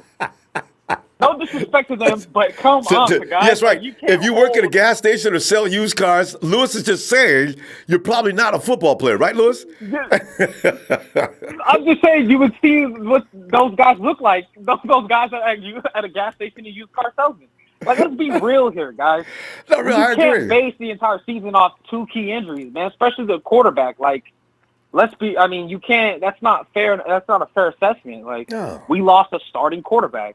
You can't, a lot of teams won't be able to make the playoffs with that type of losing someone, of that caliber. That's the most important. Hey, Lewis, name a couple of teams. Let's go down to the NFC West if you lose your starting quarterback. Okay. What do the Hawks look like without Russell Wilson? Go ahead. Trash. So I don't even know who their backup is. Cardinals too. Cardinals are already trash, but if they lost Rosen, I mean, they probably would be 0-16. Mm-hmm. And then even let's go to the Rams. Mm-hmm. I mean, if Rams even keep Gurley. But we lost McKinnon. I'm not saying McKinnon is Gurley, not at all. But let's say they lose Gurley the first 8 games, right? Let's say they lose Gurley the first 8 games or whatever, right? So Gurley and Goff out. Come on, bro. Like, I don't even know who their backups are. Okay, you do Chiefs. After they without Mahomes, Mahomes got hurt. Who's the backup? Where are they putting up? Yeah. I don't know. Yeah. Well, how about the Steelers without Roethlisberger? Now I understand the guy behind was bad. Without Roethlisberger. Yeah. The Giants. Like, we could take apart every team. I mean, the only team that I think that didn't was obviously Eagles and then probably Bill Belichick because it's Bill Belichick. That's true. Other than that, come on, man. After that, come on, man. There ain't no team in the NFL. Castle, and he got Sam Castle paid, so he kind of got, he took Sam Castle took him $97. Bill Belichick got him paid, but there's few teams who could be able to overcome that type of catastrophe of losing a quarterback. Let alone your starting quarterback. So, I mean, it's not fair to say, but like I said, listen, this is what we did. We got a little bit of key offensive pieces. We bulked up on defense again, so we're ready. And anybody who thinks that, Niners not going to be good, you guys said this last year. Well, yeah, we struggled last year. We had injuries. We soaked that up. After the third game, I guarantee you every 49er fan knew that the season was lost. And we're like, well, shit, what can we do? I know, right? I mean, we're like, all right, CJ Beathard has to step up. Maybe we can go 8-8, but we knew, like, there's no way in hell. So especially when you said CJ's got to step up. CJ can't step up. He's at high level as he can get. That's exactly. I can't wait you to would see think he would be better because he's in the system. And with Kyle. But come on, CJ. Right. Okay, but you know what? Lewis, we're going to see CJ at preseason. Let's see if he finally shows some improvement. Because Kyle still believes in him. It seems. Rambo, because Nick Mullins has taken his spot. Now Nick Mullins second. CJ's third on the list now. I know. They have to be third. But it's going to be funny watching. So Kyle loves him. I don't know why. But he does. I don't know why. He loves them Iowa kids. That's what it is. Lewis, we got to go. I'm going to tell you what, man. I'm going to look for you Monday Night Raw, okay? All right, Ronbo. All right, fam. Yeah. Good stuff, Lewis. All right. You have a good one. Take it easy. You too. Bye-bye. Yeah, we when you think about all the things, the little events and circumstances surrounding the 49ers, some of it we'll be able to laugh at in a few years. Now, we can't laugh right now because we just got out of it. Some of it ain't funny. But 2-3 seasons from now, as we got the machine up and rolling, we'll look back on 2015 and 16, 14, well, actually 15, 16, 17, half of 17 at least, and say, remember that? And Jimmy T was out there running around trying to be in charge. Fired him after 1 year. Yeah, then we went through the. When you think about Jimmy, wow. Well, anyway, Hey, Tyler! Hold on a second, dude. I'll be right back. All right. And then, Ronbo. and the Chip Kelly period. I was gonna say, Tyler, man, I'm telling you right now, I've got my D-Roy picked out, I got my Roy picked out, got my Coy picked out, got everybody picked out, got us winners to NFC West. Listen, Tyler, we're gonna get accused of seeing the world through red and gold glasses. I don't care. This year, I can talk smack with a lot of confidence behind it. You know what I mean? I got Debo, only because of Kyle Shanahan being his coach, a potential Rookie of the Year as well. Yes, sir. Well, I do love these chances. NFC West could be ours, Tyler. I'm telling you, man, people are calling me crazy. Rams still control the West. The Rams do not control the West. God. Dude, no Gurley, no golf. It's that simple. Yo, because we're taking golf out with our defense. Yep. Just all out blitz him and he's done. I don't know if they even See the way he reacted when everybody was coming? I know, right? Even receivers. He's just like, oh, I better fall down. Belichick is just brilliant, though. I mean, Shanahan was there. He was watching that game. He's like, this is how we beat the Rams. And he's like, okay, now we got to go get Bosa and all these other edge rushers. He goes, we're going to trade for D Ford. We're going to go get Nick Bosa. He's like, all we got to do is get some edge rushers. That's what he saw during that Super Bowl. He's like, all right, we got to get some pressure on Goff. And we got better edge rushers than the Patriots right now. So you got better edge rushers than the Rams do, too. Well, yeah. Hey, Tyler, as a matter of fact, you hit upon something there. Who's got the best edge? We haven't seen our guys in action just yet, so we can't make a full assessment. But I'd say Denver. When you got Bradley Chubb and Von Miller coming off opposite edges, that's a hell of a wow. Who else? I don't know, man. We got duels. I mean, it's kind of. I don't really think of any other teams having dual edge rushers except for Denver. So, and I mean, in Denver, they've had some problems figuring out Chargers and their quarterbacks and stuff. Hey, he's right. Chandler. Yeah, and Joey. Ingram and Bosa. Yeah. Oh yeah, Ingram and Bosa. Yeah. That's rough. Shoot, you know what that means, Tyler? You have to think about it for a while. We're probably top 3. I don't know in what order. Yeah, and we also got Buckner, so we can't forget that. Push up the middle. Solomon Thompson, Eric Armstead on the inside. So. Yeah. And, okay, I want to say something. Go ahead. My man Jimmy Ward commented on one of my posts with the muscle emojis, like 3 of them. Yeah. So. That's my guy, man. Just get off him. He needs to stay healthy. I agree. That's a good free safety, man, when he's healthy. Hey, mediocre corner. What did you say? Really what did you say to safety. draw his attention? I don't know. He just liked my post, and I commented on my post, and I tagged him, and I'm like, hey, thanks for the like. And then he put the muscle emojis. All right. So, Tyler, that means Tyler is an official member of the J-Dub Bunch. This call is being recorded. Yes, sir. Yeah, he liked my post, and I was like, thanks for the like, and he gave me muscle emojis, and that's my man. He just got to stay healthy. He's got to make people hate him because of his injuries. They know he's a good free safety. Tyler, let me make a quick announcement. Guys, please do not unmute yourself. When you come in, we'll automatically take over your phone call. So don't hit that, or else you get that little lady coming in saying, this call is being recorded. Okay, so don't do that. Just call in and just freeze. All right, Tyler, I'm sorry. Go ahead. Yeah. All right, yeah. So that's about it. Yeah, well, Tyler, I mean, because Defensive Rookie of the Year, I got Rookie of the Year. Is Kyle Shanahan going to be Coach of the Year? Are we going to compete close to the best in the West and all that stuff? You got any feelings on that? Of course I do. I mean, of course I think we're gonna win the division as long as. I mean, like, think about it. Sports science guys. These guys know how all of this stuff works. And plus, they got to keep hockey players. They had to keep hockey players healthy. You know how hard that is? Oh, like those guys have to be the strongest, most in-conditioned athletes in the world. Mm. And they play every other night. They're always hitting each other every other night. So, like, I've heard this from multiple people.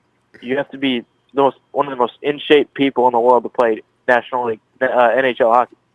Oh. So they play every other night. These guys, so it's just like baseball. I mean, yeah, baseball and basketball. They've got a long season, don't they? There's a lot of games in hockey. It's just the same schedule as basketball and baseball, actually. Yeah, in hockey they have 82 games, so it's just like basketball, I think.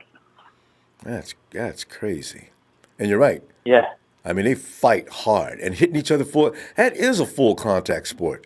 I mean, a guy's going for the puck, you got to take him out of the play, and they take him out.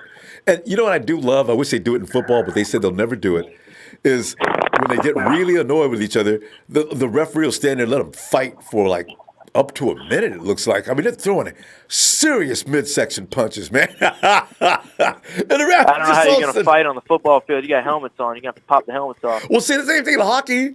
They got a helmet on, and they're wearing those. I think they're wearing padding to some degree. And usually the first guy pulls the guy's jersey over his head so he can't see. And then he just starts wailing on him.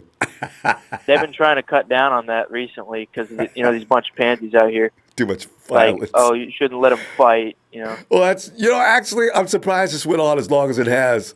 Because, kids are watching that. It sends a wrong message. Hey, could you see the kids out? And especially in your area where there's ice and you guys can go out and play hockey if you want to and whatever lake says it's safe. Not really. Not here. Really? I mean, can you see kids starting to break out fighting in the middle of the ice? Hey, guys, this ain't NHL. Cut it out. I mean, But, hey, we are out of time, though, Hyder. Yeah. I'll see you tomorrow night, huh? Yeah, 9 Empire, 9 for life, forever faithful. Yeah. Jimmy G, stay away from the hose. Bright future ahead. Bye-bye. Jimmy's going to fool all of us next year. Watch him come in with some little prim and prissy. Looks like she's so polite you can't believe it, girlfriend, all of a sudden. No sleaze whatsoever about her. She looks like she's from extreme high society. Makes Jimmy open the door for her and never eat with two hands on the table type of girl. Hey, JT! JT.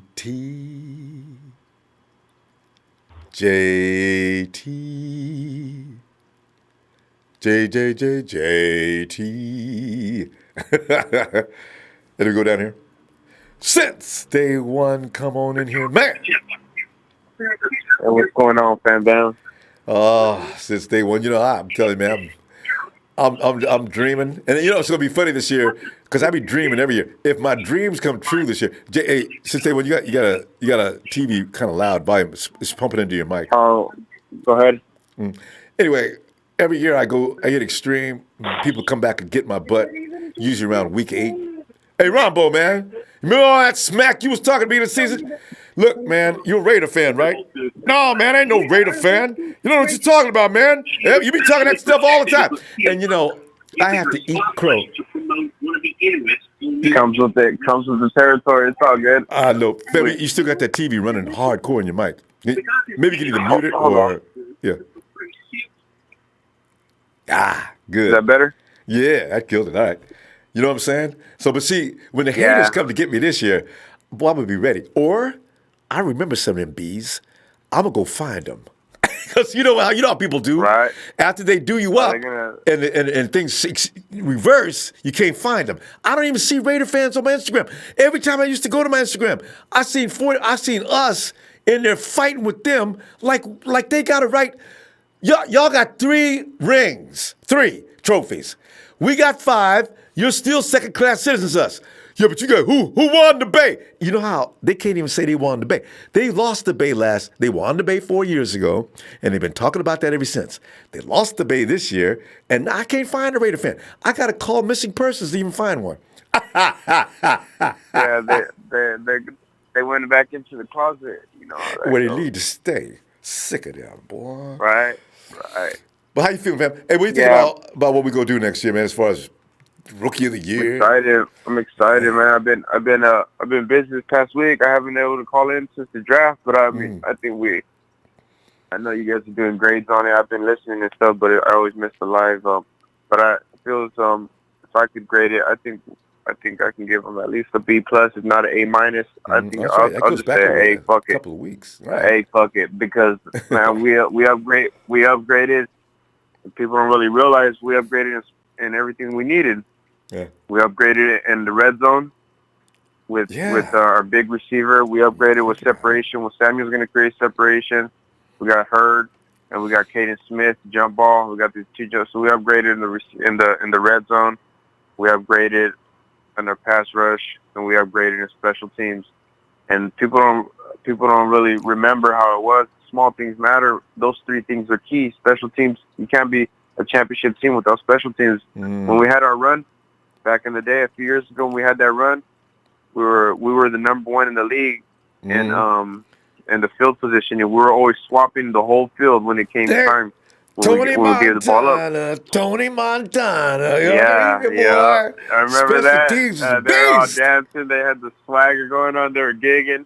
I remember that. Yeah. Oh, I miss those days. But yeah, they were always pinning them back, and I think I don't care. I didn't really throw a fit when they picked them. I just trusted them. I was like, man, I guess whatever, roll with it. And then as we did some work, the fourth round pick, Mitch. Hey, what you see Mitch in that? Have you seen clips on Mitch yet? That's just not crazy. Yeah, crazy. He runs a 4.6. Yeah, 4.6. That dude be jamming. Off the chain, and he's not man. small either. He doesn't look like a kicker. My God. For sure. I guarantee. For sure, he's gonna run for a couple first downs during the year. Got to. He's gonna run. He's mandatory. Mandatory. He's got good hang time too since day one. That dude puts the ball up in the air; it stays up in the air. Now everybody in the team is down there. You go take a fair catch? Please don't fair catch it. Run. You can run. You know what I'm saying, Ronbo? And that's I think that's four players that are gonna start right away. I think. Well, I don't know about Hurd. Nick's gonna start. Debo's gonna be in there for sure. Yeah. We got the punter, and then I think Caden Smith. A lot of people they use the Patriots about their two tight end set. They're forgetting about the Niners. They're forgetting about Vernon Davis and Delaney Walker, who had it for years. And we were tearing it up. And Caden Smith, and I like that dude. I did some of his tape, and he comes down with the ball. It ain't no 50-50 with him. It's a 60-40. He's coming down with it. He's a big dude. Tell you. He's a big dude. And he uses his size nice. You can see he stretches out and uses his full advantage. His catch radius, Ronbo. And he goes up high to get that ball. And Jimmy's going to figure that out, too. Put that ball out of everybody's reaches except for Caden. He'll get it. So, yeah. I think he's gonna shine. I've seen some of his catches. When they hit you in the numbers or they hit you in the gut, a lot of them, they let it come down. This dude goes down. He goes down at an angle and puts his hands out and snatches it. And I'm like, oh man, he's gonna be. And that's what you want. A guy who could use his hands, not his body, to make catches with. Now he can make every catch there is. Over the shoulder, like you're saying, diving for low shots. He's got good hands. He's going to be a great receiver, especially a tight end. So yeah, I'm looking forward to what he brings to the table.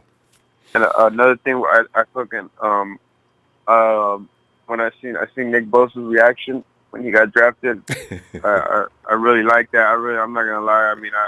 I took it like, man, this guy's when you see his passionate, like how much passion he has for the sport. Like he broke down. He didn't want to let go of his brother, and he was just so emotional. And you don't fake that. You don't fake that stuff. No, you can't. And he was so excited, and it touched him, and that just goes to show what type of guy he is, and he's gonna put everything he has on that field. And he's delighted to be a 49er. I just hope he just had. I'm gonna just send some prayers his way for his health, man, his durability. That's key. Oh, but remember, it's like Tyler said, the guys we got in there keeping guys healthy could do a trick that we've not seen in a long time. Because if you can keep a hockey player playing for a whole season, boy, you can keep anybody healthy, man. These dudes can work the WWE and keep those guys healthy, man. Third time's a charm, man. We've been dealing with it for 2 years already, and this is our time now. I think it's gonna. I don't think we're gonna go through it 3 years in a row. I don't know. What are the odds? The odds are in our favor. The odds are in our favor. So gonna have to. And then how they said Jason's ready running. Verrett, I think, man, Verrett's gonna be ready. Yeah. People are still trying to pass around. He ain't gonna be ready. Yeah, he is. He's already ready. Well, there's reports of him out there chasing guys around already. As far as Jason Verrett goes, they just play possum. Yeah, just playing possum. Our staff and everybody's playing possum. They don't want to show everybody our hands, right? You know, and keep it. They're like letting everybody sleep on us. They're like, let everybody sleep on us. Don't worry about it. Yeah. Don't worry about it. Don't ever. They ain't gonna be ready. Yeah, exactly, man. I'm excited, though. I'm excited, man. It's gonna be good, Ronbo. It's gonna be great, good. fam. Nice getting in with you. Nice catching up and everything. And we're gonna talk some more soon. Tomorrow, in fact, you get some time. All right. Yeah, if you get a chance, you know, I got the notifications on, so I'll try to catch it. Hopefully. All right. But, looking for you, too. Don't overwork. Yeah, for sure. Appreciate it, Ronbo. Appreciate it. Everything you do. Good looking out. Thanks, man. All right, family. All right, family. Good night. Oh, man. And let's see if JT is ready. JT, where you at, man? What's up, Ronbo? JT, man, I'm sitting there making the mad predictions I like to do. And then when anybody asks me about it, if something goes south, I can deny it. I'm telling you right now, JT. Hey. Go ahead. Were you trying to call me a little while ago and I was offline? Yeah, we were. About before I started talking, since day one, yeah, we were looking for you. Mm. Okay, yeah, I just pulled in right now. Oh, okay, cool. We got you now. Yeah. All right. You know what's going on? What's going on? Where are we at in this conversation? Okay, now, Vegas Caesar's Palace has already put out who they think will be the defensive rookie of the year. They got a dead heat between Nick Bosa and Quinnen Williams. And also, I made my own prediction of putting Deebo Samuels in the mix right along with Kyle Shanahan. Why? Because they're going to put each other in those categories, because Kyle's going to scheme Deebo open so often it's going to be ridiculous. Also, Kyle, because of the fact that Deebo's doing well, along with Dante and all the other incredible amount of weapons the 49ers got, is most likely going to win 10-plus games this year. That's a baseline, 10 games, right? So he gets vaulted to Coach of the Year due to the fact that the 49ers have rose from the ashes like a phoenix. I'm telling you, JT, good things are ahead, and JT is the NF West. Do the Rams still own the NFC West, or is there going to be a shift in the balance of power on the West Coast? Oh, get me all crazy just talking. You know, like that one episode I was telling you about a while back ago with you and Jay McCarver Jr.? Yeah. Hey, they can forget about it. They can freaking forget about it. Oh my goodness, I'm so excited, Ronbo, for the season. We got the three-headed monster in the backfield. Come on, we got George Kittle all up in the middle. And then I like that new tight end that James was talking about. Yeah. Caden Smith. I was watching some film on him. Woo! You know, if Garrett Selleck, if we don't see no Selleck time this year, I'll tell you what, man, I'm all in for Caden Smith because he's projected to be number 3 tight end. Mm-hmm. So it depends on how well he does, whether he gets elevated past number 2. He is a rookie. He's got to come in there and prove it to everything. So yeah. And I can't stress it enough. If any offense, when we're playing D, can get the ball off, hey, I say this. JT, you forgot. You mentioned a 3-headed monster on offense. You realize you got a 3-headed monster on defense as well. Yeah, we do. Come on. I say Jason Verrett and Richard Sherman probably both going to finish off the season with 2 or 3 interceptions apiece. Ooh, come on. Man. And don't forget my boy J-Dub. This is the year with J-Dub. He's going to pick up as many INTs as he's had the entire time he's been with the 49ers. Why? Because for a change, he's working behind a defensive line that can cause that quarterback to stress out. And I say that with no shame. I'm going to tell you, I got a vision over here. You guys want to hear the vision? Please. Check this out. I see us playing the Cleveland Browns. We will be. If Baker Mayfield can so happen to get the ball off the pressure, come D Ford and freaking Bosa on one side, man. If he could get the ball off, man, we're gonna have a feast. Secondary's gonna have a feast. We're gonna. That's the biggest challenge. I see Sherman covering Landry, and I see Barrett covering OBJ. Good. I like that. Put Verrett on OBJ. I don't want Richard having to deal with him. But Verrett can deal with him. Now, on the other side of the field, it doesn't matter who it is. Sherm will take care of it. No. They think they got somebody in Greedy Williams? Well, we got something in this secondary, man. They can forget about it.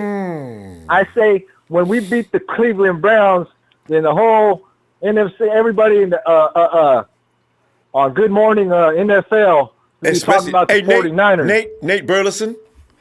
Boy. Yeah, Nate Burleson. Yeah. That's going to be hilarious. If we beat Cleveland, you know what? We have to remain calm, JT. Because the thing is, we got to act like we've been there, done that by week 4. I mean, after this, we have them after the bye week. You know what really worries me, though, JT? I'm going to tell you the truth. We, historically, traditionally, we come out of the bye week, we look like crap. If we could just avoid that. But it's early in the season this year, not like usual. So maybe that'll make a difference for the 49ers. And you know what else, too, Ronbo, I want to address? I haven't talked to you in a while. I like all the draft picks that we picked up. Oh, I do, too. I even like the last one, Tim Harris. Oh, yeah, corner, yeah. Yeah. He's a steal. He just needs to stay healthy. He can play. He can play. Mm-hmm. You know, I like all of them. I wasn't too crazy for the kicker. That shit kind of bugged me out. I ain't going to lie. Yeah, but you know, you've seen him. You've seen him kick, though, right? I did see him kick, and I seen that boy run. Yes, he said that's it. That boy brings new meaning to hang time, okay? And also, if a defense goes asleep, he's coming downfield, and he's coming downfield in a hurry. See, this ain't no wimpy, all I can do is kick the ball kicker. No, he'll pull it down. He's got size, he's got speed, he's got a hang time that, I mean, I'm talking, Michael Jordan will be impressed with his hang time. You know what I'm saying? Because the dude, man, I'm telling you, it's going to help out the team a lot. I want to say one more thing before I go. Jalen Hurd, I like that kid, Jalen Hurd. Oh, yeah. That kid is so freaking versatile. You put him in the backfield, Ronbo. Oh, God. And he moves that big body like a small man, you know? Yeah, and guys be slipping off of him. They can't tackle him. That size. That's a for that big size, dude. I want to put on about 10 pounds, though. He's at 226 right now, 230. I want him to be around 235, 240. If he does that, he still should have his speed as long as he puts it on and most of it's muscle. He should keep that speed. Yeah. Good crease speed, actually. That's where he usually works. He's got a high ceiling. He's got a high ceiling under Kyle Shanahan's type of offense. That kid, boy's in the.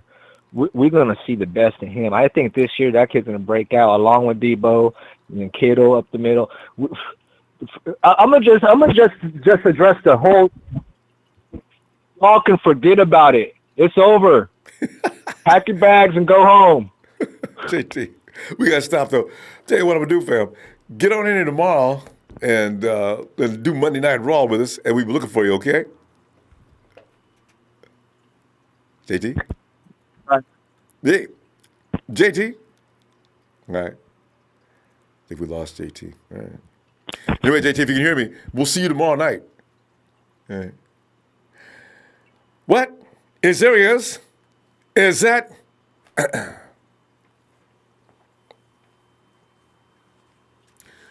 Joey Mahoney, yeah, dum-de-doo-wah. Ooh, yeah. Joey Mahoney. Hey, Joey, I should stop. I got. Go ahead, Joey, because I got to sing the happy birthday song for Joey, so I should stop singing. Joey. Go ahead. I'm waiting. You ready? All right. I'm ready. Here it comes. Here it comes. Happy birthday to Joey. Happy 9th birthday to Joey. Stand back, Joey, man. Make sure Ronbo's not too close. It'll freak him out. Happy. All right, I'll do that. Niners!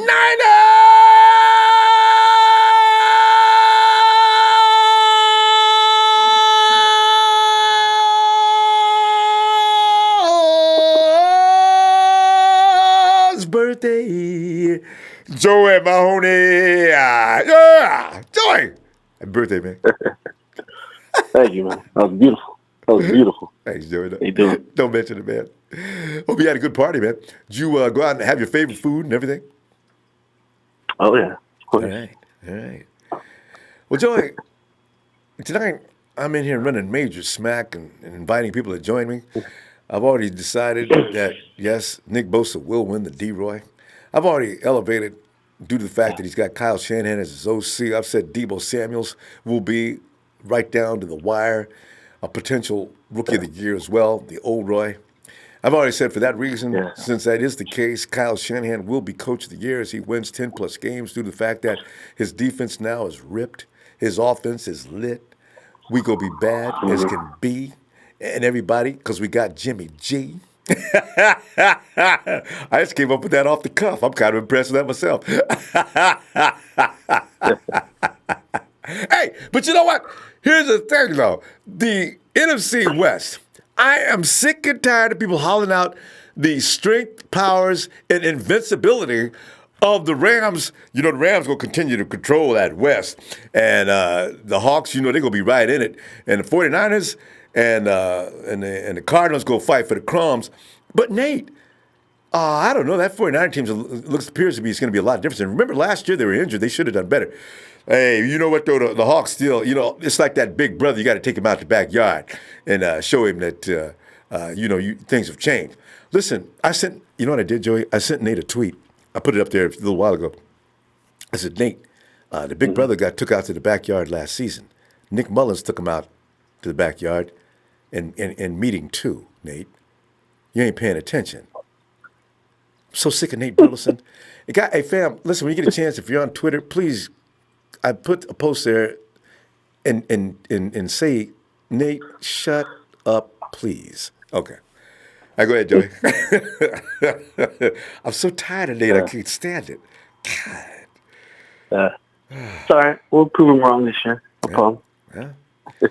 Looking forward to it. Just wait till Deebo gets loose. All right. Yeah, I'm telling you, man. And it's gonna be hard to keep. It's gonna be hard to control him. But then, what's your thoughts on Jalen Hurd? I like him a lot. I didn't know we were getting him because I don't watch college football a lot. But the thing is, Big Show knows everybody who's anybody in college football. And Show, I mean, correct me if I'm wrong, Big Show. I don't think he ever said anything about Jalen Hurd. And usually he always knows about these sleepers. But I like Jalen Hurd. I bet most of us have seen film of Jalen Hurd. But, man, that dude, he moves. He's got all that size, but he moves like a smaller man. So anybody that's watched film, you can't believe he's actually 6'5". I understand he makes somebody look small that I was laughing about. I said, what? He makes who look small? Actually, think of this for a minute. DK Metcalf is smaller than Jalen Hurd. Well, can you imagine that? Not arm-wise. Oh, no, not muscle-wise. But, I mean, you see them standing next to each other. Malik, Hooker, Metcalf probably looks like his little brother, So I can't wait to see what happens with him. God, that's a big dude. And he lost weight just for this position. I'm sorry, go ahead. Yeah, I got to give Hulkamania, his credit because he kept saying Jalen Hurd, but that's only because he's a Volunteers fan. He likes Tennessee, and before the reason, we went to Baylor. The whole thing was Jalen Hurd was a running back and he wanted to play receiver, and the coaches told him, no, hey, we want you at running back. Well, 6'5", taking shots on the knees all the time, that's gonna hurt you. And they didn't want him to play. They didn't want him to play receiver. So he transferred over to Baylor, and then he balled out as a receiver. Yeah. Joey, that's can you imagine a dude bigger, than Derrick Henry? And he is bigger than Derrick Henry by 2 inches. He weighed 3 more pounds than Derrick Henry. But the point is, Derrick Henry's size, 2 more inches taller, coming down the field, knees up and everything else. This is a play, I'm going to tell you the truth. I'm going to dive at his feet, but I'm not going high. I ain't going nowhere near his thighs. God, that dude would kill you. 250 pounds at his speed. Ooh, shoot, my God. Start! You are that! You're hot dogging out there, you coward! Coach, tell you what, man, I'm going to take these pads up, give them to you. Next time he come rolling down the field, you take him down. Ronbo. Woo! Man. Ronbo. Yeah. Yeah. I was a little upset with that pick, I'll be honest. I did not like it. When Jalen Hurd, yeah. I was not happy about that pick. Only I wanted Connor McGovern, the guard. Oh, you know how I feel about Penn Connor State. McGovern too, man. Yeah, I know. You had him on your mock draft, and I felt that would have been a really nice, pick at that point.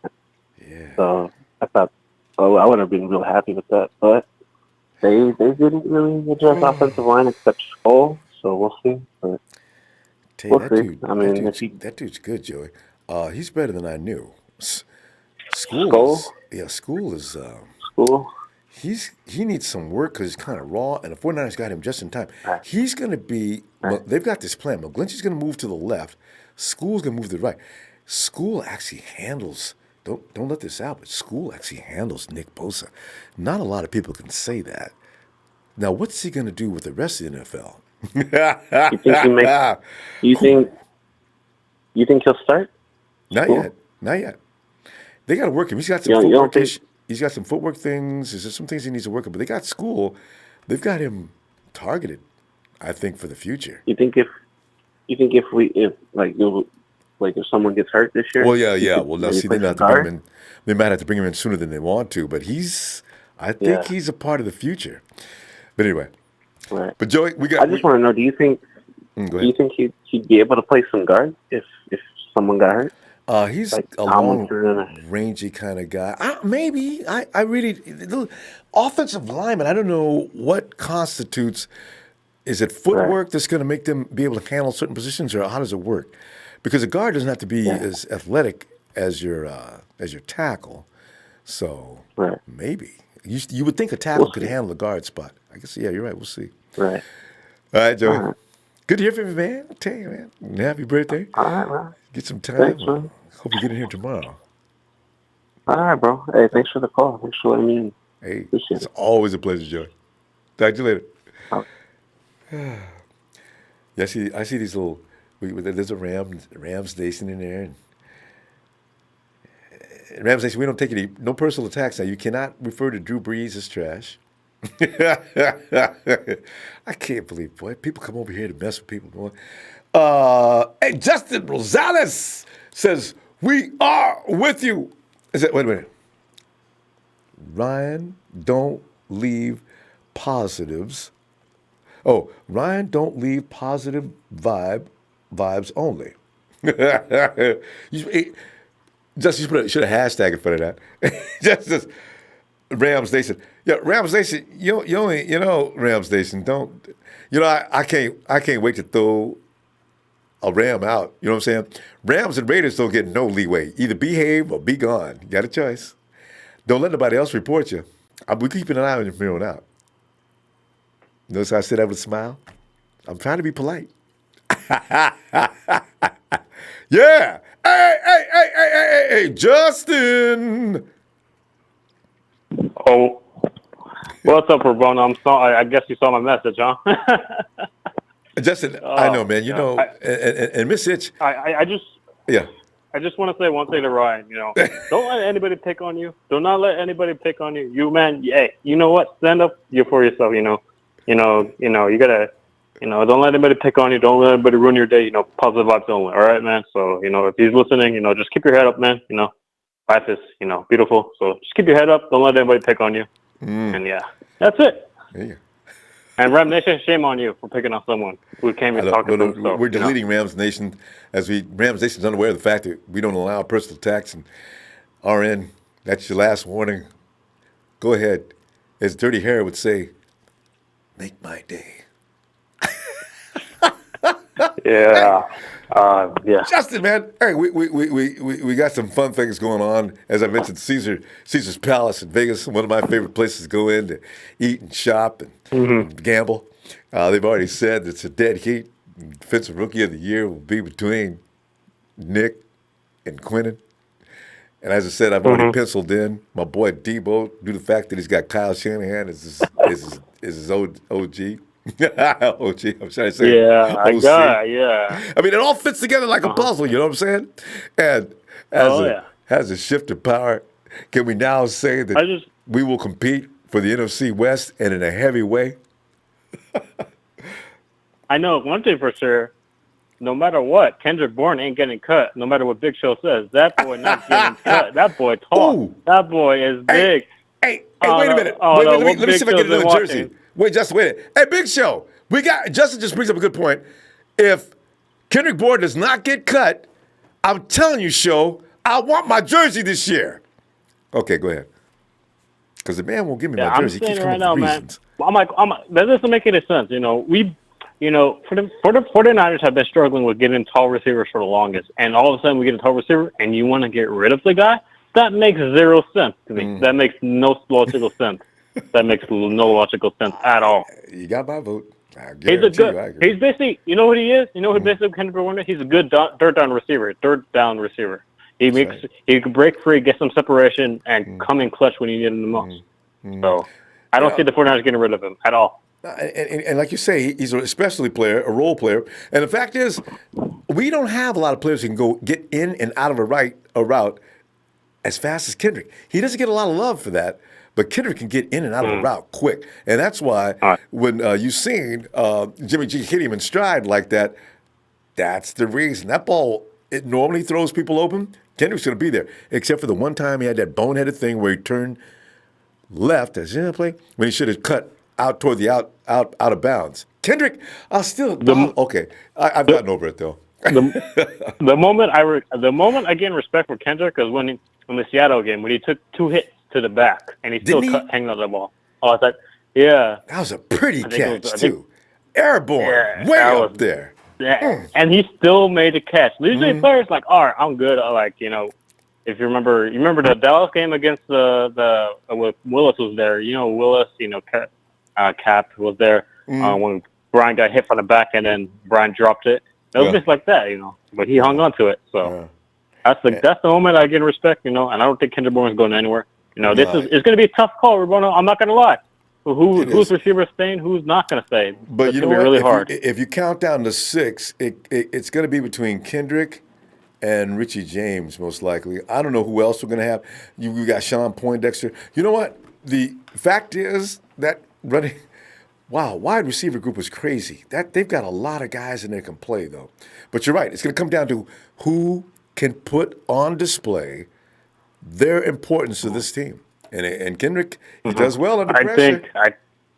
He does. And he comes out clutch every single time. If you look, I don't want to hear it. Like I heard, so I had a chance to listen back, right? Yeah. I heard what Show was saying. I'm like, what? It doesn't make any sense. Last year he led our team. No, but they didn't like the number because it was such a small number. Instead of getting mad at the fact that we had CJ in there, that's 300 yards right there that could have been had. We had CJ in there, and Jimmy goes down in game 3. Okay, what if he had Jimmy all year long? I wonder what kind of season he would have had. See, but they blame it all on Kendrick. He would have a beast. It's all his fault. He should have got more than.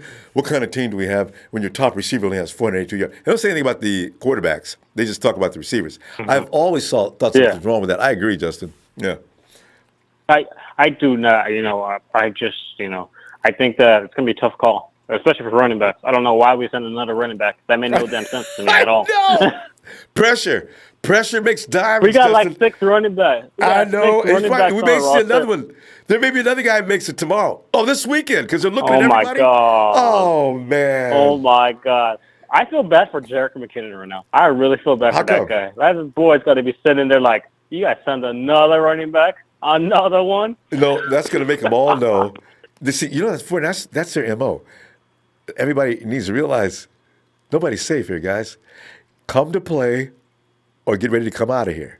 See, because that's the same thing. They're going to get another safety if they can find one, too. Because if Jimmy and also what's the other guy? AC? Coleman.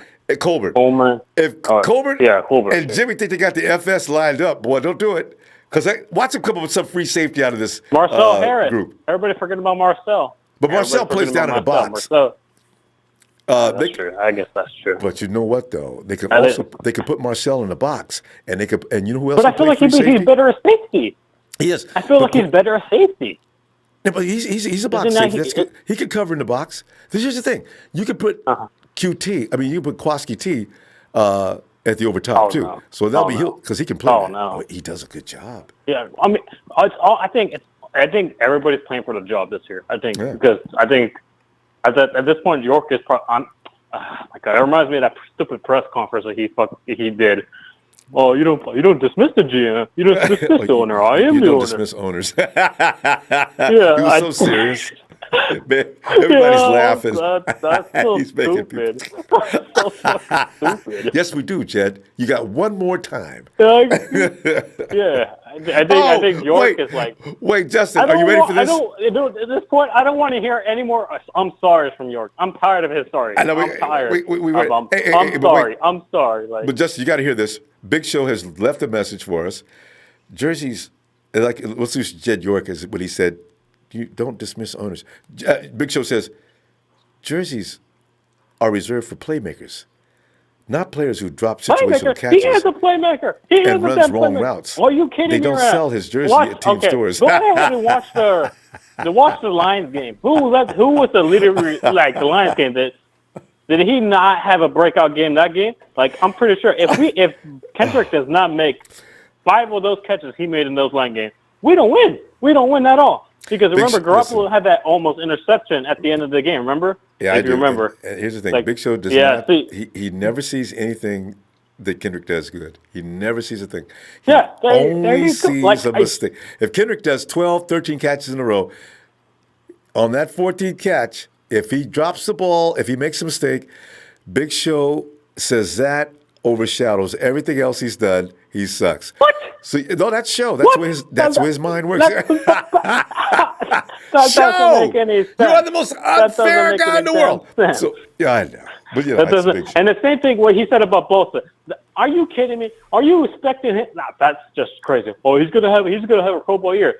Did anybody expect Mr. George Kittle to have a year like he did? No, nobody did. You got to give the guy time. Got to give the guy time. I'm pretty sure everybody was doubting Myles Garrett when he was drafted by the Browns. If you remember, I know I was. Everybody was like, I was laughing about. Hey, listen, we need to get ready for that though.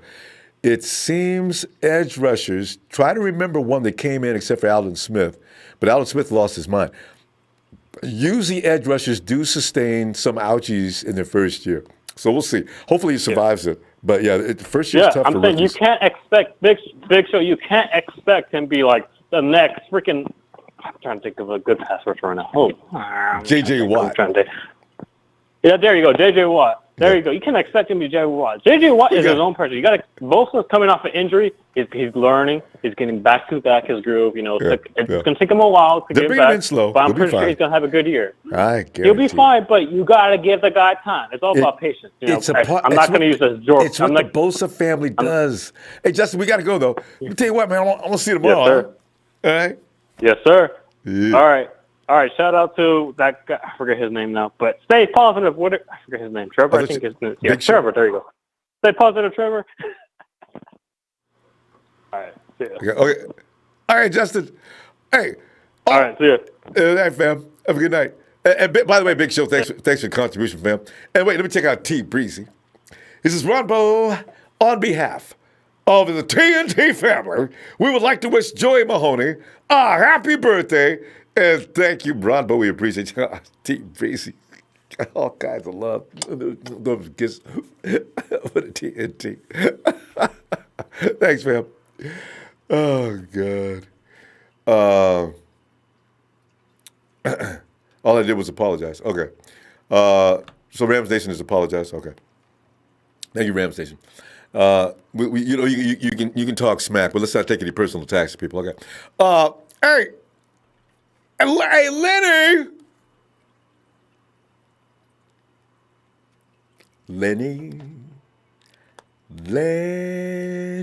Guys, you know, every chance I get, I'm going to bust out singing, you know, because I'm like a suppressed vocalist. Lenny, come on in here, Lenny. Give us a rhyme, we got time.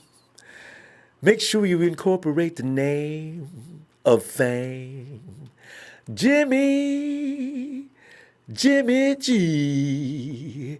Oh, he's as good as a bowl of split pea. Hey, Hank. Come on in, Hank. Ronbo, my man, how you doing? Oh, Hank, man. I'm just sitting there feeling good about what's about to happen in the next few months. I'm kind of enjoying now that we have to wait a little while. You know how before Christmas Eve, all the fun and anticipation? I figured like before September, there's so many things to get excited about. Oh, God, I can't wait to see some of these guys in preseason. Huh? So it's a lot of anticipation. Ronbo, I got one thing in mind. I've been wanting to talk to you for the past couple of days. I just couldn't make it on your show. Oh, shucks. Let's go on and get it started. All right, Ronbo. I just want to say I'm always keeping an eye on the chat box, so I want to know what all my Niner faithful think about this too. Okay, as of right now, I have about $255 on my Niners next season, and I want to know how you feeling on my bets. So I want to ask particular you games or stats or what? Pretty much games, but then it's a one side bet. Do you want me to tell you all of them and then you reply, or do you want me to just go each by each? You got a lot of them? How long? Well, go ahead. Run them down so we'll know where you're going with it. I'd say about 6 or 7. Right. Okay, so first things first, I got 75 for. I'm putting down 75 for $100. This is all with a friend of mine, by the way, who's a diehard Patriot fan. So I would love nothing more than to bankrupt this man. But so 75, I put on the line for 100 that we are going to make the playoffs, and whoever we play round 1, we're gonna beat them. All right. I'm confident on that. We get to the playoffs. How you feel on that? You that one. Yeah. All right. How you feel on that? You think? I like it because here's the thing: if the 49ers get to the playoffs, that means Kyle's package has ignited. He's ready to roll. First team's in trouble. Yeah, Ronbo. Yeah, with this roster, I really don't see us having a bad season, man. I mean, we got talent on every side of the field. I mean, and now a punter. This man's a beast. Like, I mean, I know how you feel about Mitch Wisnowski, and man, I'm telling you, I'm feeling the same way. The dude's gonna be a dog. I'm glad they locked him down. All right, moving on. I can't wait to see him. To the game I'm going to myself. I got 30 on the line. Tampa Bay Bucks. How you feel? I know that's a dub. No, I feel good on that one, yeah. Because Tampa Bay's got a lot of things they got to get straightened out. The second one or the third one, I got 30 on the Saints and 30 on the Steelers. I'm worried about the Saints a little bit. Yeah, I was going to say I'm a little concerned with the Saints bet. 30 is not a bad thing to lose. So you didn't put your biggest bucks on the Saints. Yeah, exactly. Yeah, I don't know. Took a little risk. Yeah, I don't know what the Saints are looking like. We'll see. Defense can put all that out though, so we'll see. Because the Saints had a couple of games last year. I'm feeling like that's a game everybody's going to take us serious. If we can go into the Dome and leave with a dub, I mean, people are going to be put on notice after that. You're right. We immediately become contenders if that happens. Yeah. Exactly. So, I mean, that was my mindset on that. Okay, the next one, I got 50 on Green Bay, on the Green Bay game, and then 50 on the Rams game, first one.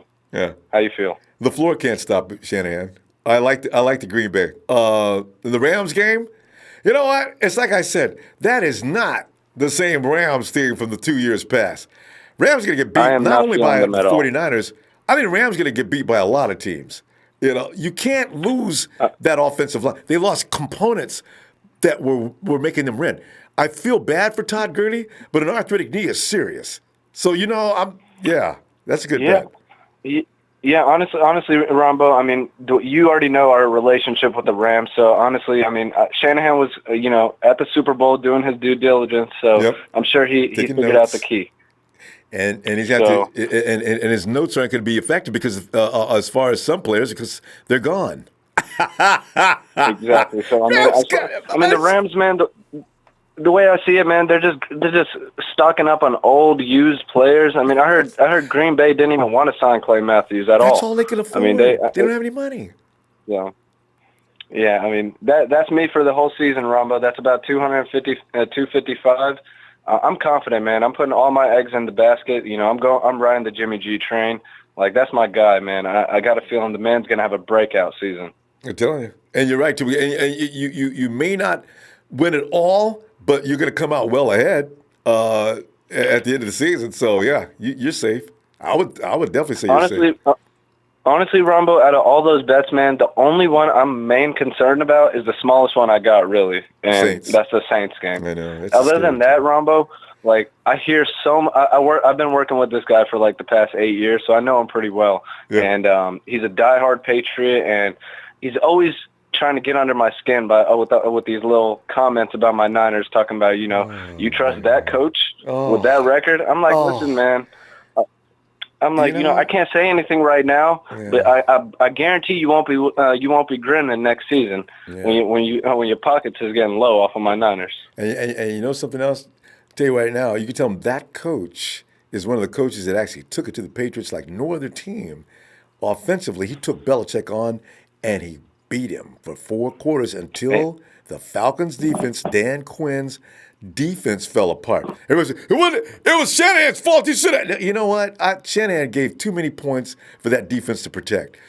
Yeah, maybe he should have done what everybody Ronbo, says, and but I mean, still. Man. And Matty Ice. I brought that up. I told him, I said, we took it to during that Super Bowl, and he said, what was the end of the score? I said, listen, my guy can't control defense, all right? I mean, God, I hate this. Yeah. So he's one of those types of people. So as far as find a way out of an argument, I know. All right, fam. Hey, good luck with that. You won't need it. You got it made. And tell you what, I'll see you tomorrow if you get some time, huh?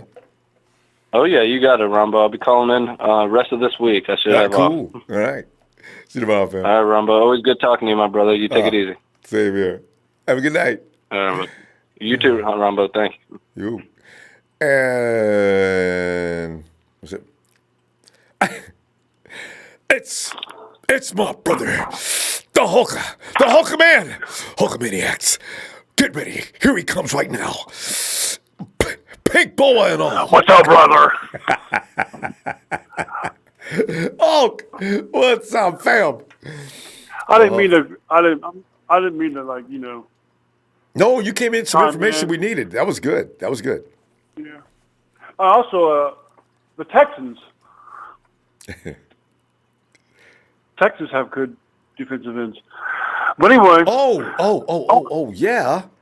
In fact, there's your number one team as far as, and they got, you know what? They got, what's the guy with the funny name in the middle? And then they got JJ on one side, and they got Clowney on the other. Yeah. That's a rough group. I've always been afraid of the Texans. I tell you, that year we had to play him with Jimmy G, and we just got him, I was scared to death.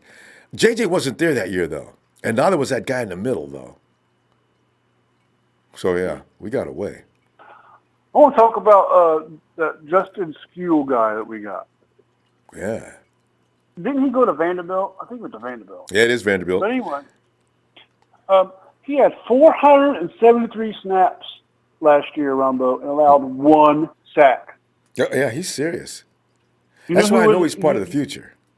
Huh? You know who, what SEC player that James and everybody else wanted got the sack? Yeah, he mentioned him. He said Allen was his toughest opponent. Josh Allen is the only one that got a sack all freaking year. He said Allen didn't do too much. His first year he had no problem with Allen. Second year he looked a little better, and last year he said he's got a few tricks up his sleeve now. So yeah, Allen progressed, but he did handle Nick. I said, you know what? It's good.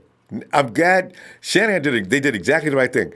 Get the kid that had the most success against Bosa, and let's let them work together, and they'll make each other even better.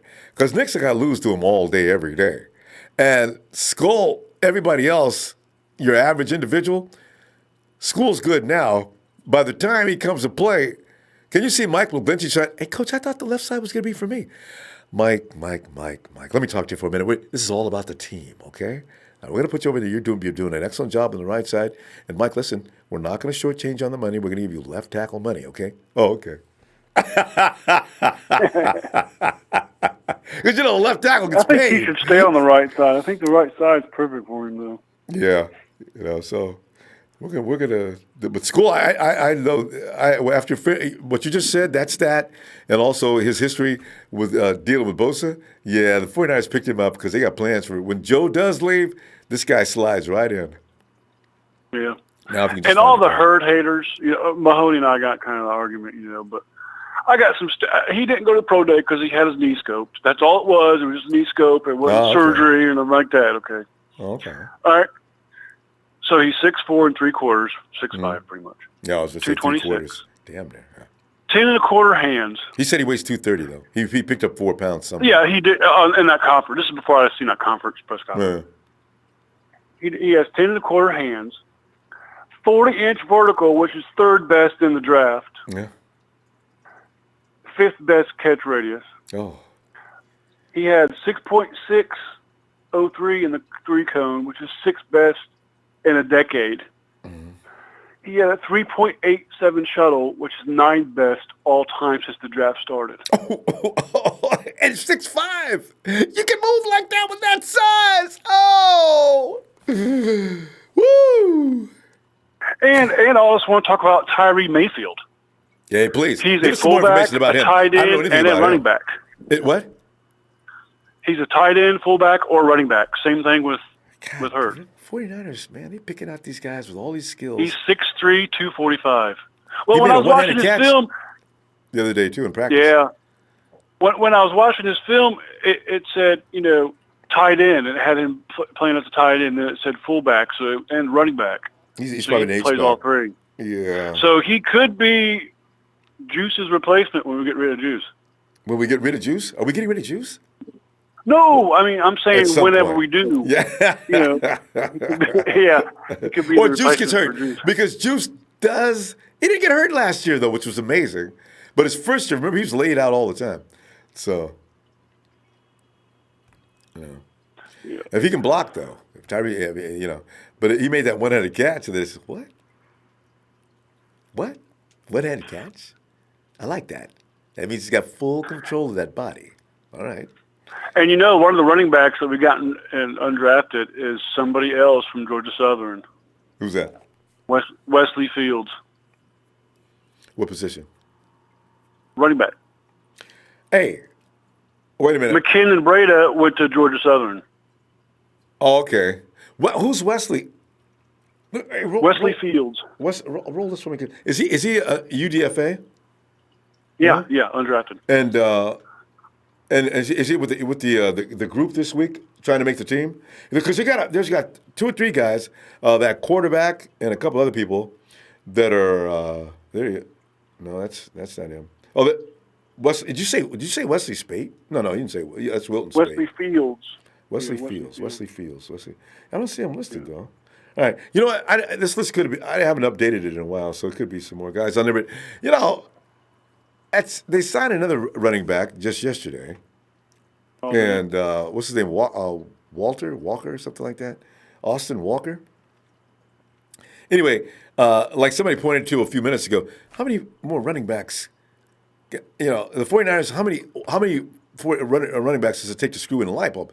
Pretty soon this joke's gonna have to come up. we got running backs all over the place. But like I just said, every running back on this team should know either bring us your best or there's going to be a problem. So I kind of like the pressure that everybody's under. So it's okay. But what do you think about this kid? You're getting ready to say something about him. Is he excellent? He's pretty good. I was watching his film. It's just funny that we got another Georgia Southern running back. No, it's not. Georgia Southern is a running back factory. I mean, think about how many great running backs have come out of Georgia Southern. And it doesn't just stop with the 49ers. It's ridiculous around the league. Hey, isn't that guy, the one who went to the Redskins? No, I think, was he an LSU running back? Anyway, yeah, they got a lot of running backs, so I'm not surprised. And good running backs, too.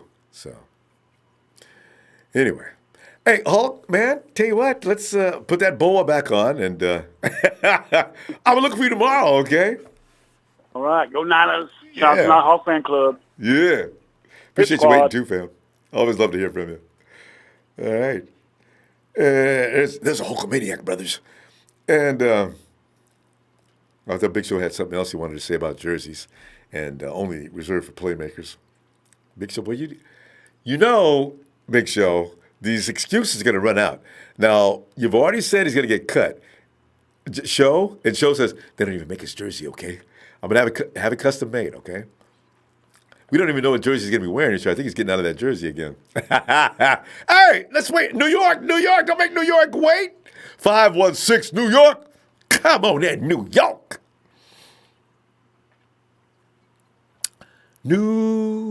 Start spreading the news. Boom. Mm-hmm. I know. In New York, where you at, man? New York probably passed out, and it's getting late out there. New York! I want to be a part of it. New York! Hey! Okay. You back to the Hulkamaniac? New York, where you at, man? So we come back to the West Coast and say, Sheik!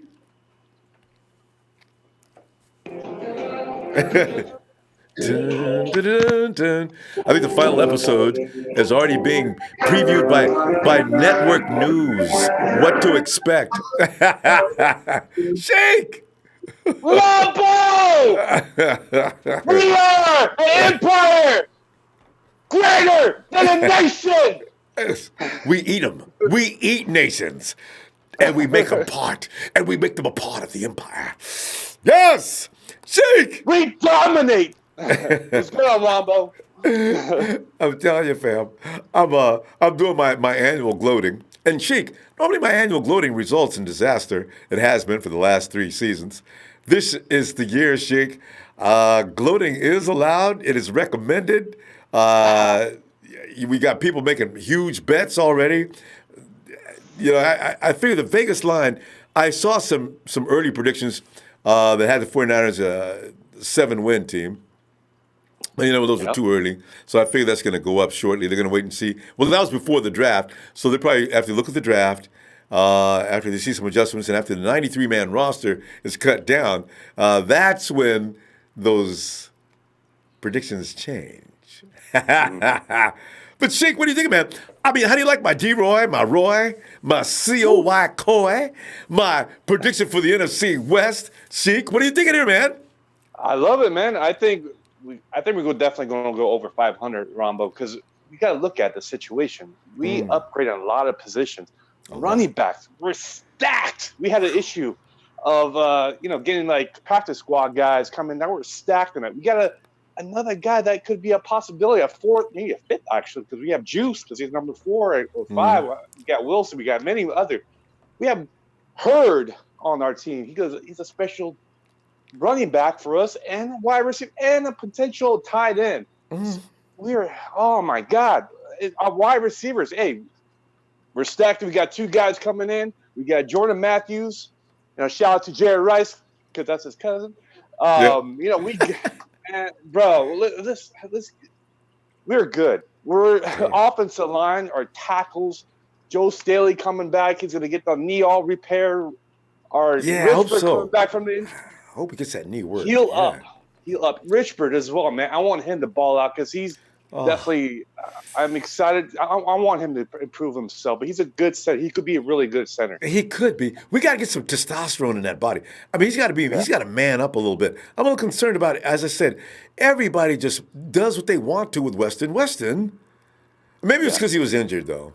Yeah, maybe he just wasn't feeling well. Because he's actually a mean, nasty person. Yeah. Remember Joe Staley referred to him as a little bit of an asshole? we need assholes on this team. We do on the offensive line, absolutely. If you're going to go after Donald and this and that, you better be going at it. And Garnett's another guy. He tamed him the last game. Didn't he? So, Donald was mad, man. He's over there slapping people. And right in front of the ref, which I still don't understand why he was allowed to get away with that. But, come on. And the thing is, Ronbo, in our division, we approved than any other team in our division. They might have upgraded their contracts a little Willie, but the thing is, they have the same sorry-ass offensive line. Arizona, they didn't even do nothing on their offensive line. Right? You get all the quarterbacks. Didn't address it at all. Nothing. You could get all the wide receivers, the rookie potential wide receivers coming out. That doesn't mean crap. Hey, I didn't forget about you, the Lamb fans. Your offensive line is old as hell, and you lost a one main guard, safety. Remember him? He's gone. What do you got? You're supposed to get a center. Bradbury, you tried to get him in the freaking draft. What happened? You didn't get him. You sorry-ass Ram. That's what you want. Say about sorry-ass Ram, Ronbo. They're going down. 3 points. 3 points. Hey, chat room, give me those 3 points in the chat room. Let's go. It is. Give it 3. I tell you right now, Sheik, just like every team, and the Rams are going to be no exception, teams that get blown up and beat up in the Super Bowl do not come back raising hell the following season. That's just the way it is. Oh man. And I just talk about the offense side. I didn't even go to defense yet, Ronbo. Like, our run stuff is in point. We had that run stuff for a while. Now our pass, we got D4. We got Nick Bosa in our team. The best pick, number 1 pick in the freaking draft. And he's going to blow everybody's mind. Like, I'm going to go back to Willie, man. And Murray. Come on. And Goofy, you better go hang out with Goofy because, oh, man, bro, we're going to just dominate them. I want to see him running and screaming. I can see golf already. I can see, between D Ford chasing him and running him right into Buckner, that's going to be hilarious. Bam! I got you right here, baby. Bam! Hear that sound? That's the sound you should get used to. I always love that ringing in the ears. We're going to body him with the skates. We're going to body him. Just bah! Stay down, Willie! And they've taken the quarterback to the blue tent. That's D Ford got him straight on. And in fact, D Ford may have saved that quarterback's life as DeForest Buckner was coming at an outrageous speed. Had he not been taken out of the picture, I think he'd be out of here. Hey, I'm gonna do something. For you. You might not like it a little bit, but this is what's gonna happen. Hospital ward's gonna come to Wilson. Hey, let me take this monkey off my back. Here we go. You're the new hospital Wilson now. Jimmy, I'm supporting him, but he's got to prove it this year. Or else all the criticism he takes is warranted. But I mean, because he's done nothing but lay down a lot. And he was playing hard. But like I said, he plays hard, he gets hurt. But you got to be able to play hard and stay not hurt if you can, Jimmy. So we're going to see what he does this year. So this guy's available, man. I want Eric Berry so bad, Ronbo. Just give him a proven year, a 1-year proven $33 million contract. And another thing, other than the safety situation, I emailed you about Robbie Gould.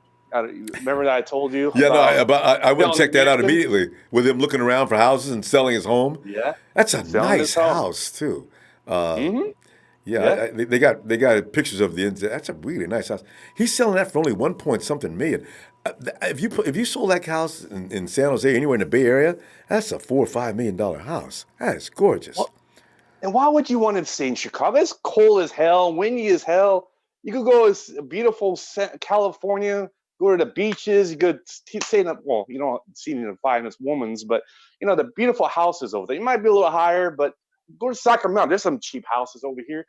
I live over here. It's like in Sacramento's nice. It's a great place. It's capital city of California. There's many places that you can go get a house. You got $5 million in your hands, Gold. Take it. Because we're going through proven to be championship. That's what we're going. We're going to start a dynasty soon. Because honestly, Ronbo, as long as he's in tow, if we could get Robbie to sign a 3-year deal, the window would be open for the next 3 years for sure. Yeah. Man. Yeah, Ronbo, I'm excited, man. But I'm in my prediction. I think we're going to be like I'm going to say 11-5. 11-5. All right, I like that. If Jimmy Garoppolo's here, he's going to be a savior. He's been our savior. And all these weapons, man. You may change that to 12. You know what? I'm wondering after preseason, after we see the capabilities, and I'm stuck on capabilities, I just want to see what these guys like Hurd, the tight end we got, and some of the other players, Debo, I want to see just exactly how good are they. You know, we're going to see them in a vanilla offense, but we can make judgment from how good they're going to do. So when that time comes, you may raise that up. I don't know. 49ers may be tougher than people even imagine. So Kyle Brandt's on board. Kay over at GFF. Nate Burleson is still talking smack, but you know. Of course. All right. The haters are going to hate Ronbo. But anyways, Ronbo. Hey, shout out to the Ram fans, Lamb fans, and Raiders. Hey, are you guys have the stadium done yet? Because I see a toilet bowl, shaping of it. Because we're going to run that house. We're going to because that's our second home. We're going to just take over. But faithful, hit that like for Ronbo Sports. Emails, Twitter is on every platform. Come on, baby. 5 Super Bowl champions, baby. Thanks, Sheik. Appreciate you, fam. Sheik's the kind of guy you got to sit next to at a football game. I love that power in that voice. Hey, Sheik. Love you, fam. Shout out to the Nile fan club later, guys. And shout out to Drake. Yeah, there you go. Night, fam. Oh, God. And, Donna Bell's leaving us. Good night, Donna Bell. Got to see you guys next time. God bless you all.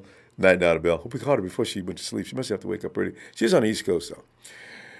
And I want to say hi to all 9 of the ladies. Tell you what, y'all, man, take care of the ladies. Hey, Bethel. We got to talk to Bethel a long time. Hey, Bethel. What's up, Rumble? Bethel, man, I'm telling you, it's a day that I'm telling you, man. It just as soon as Vegas came out with the odds of who might win Defensive Rookie of the Year, I just took it to the next level. So Vegas said it's a dead heat between Quinnen Williams and Nick Bosa. And I said, how about the Offensive Rookie of the Year? There's a lot of guys out there that are going to do some work this year, including Kyler Murray. What's so funny, though, Bethel? The first round was mostly defensive players. I don't know who's going to win Offensive Rookie of the Year, actually.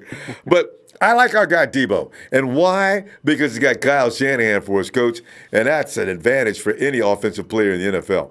And then, of course, you got, if Kyle makes that team win more than 9 or 10 games, Kyle could actually be Coach of the Year, And, of course, we're looking at the NFC West. The Rams have owned it for the last 2 years. Bethel, is their time up? Yeah, it is the time up. It's something that's kind of funny. The Rams fan came in here and everything, but if you see what happened in the draft,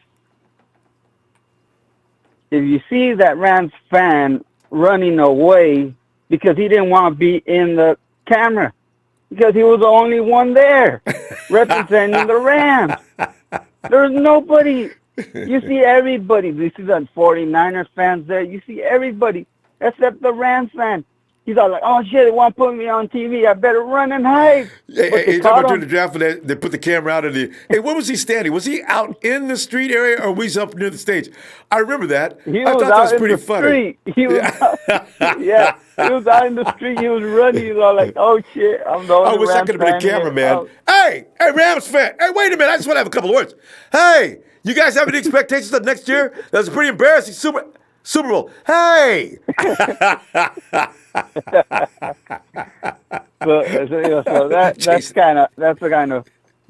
how much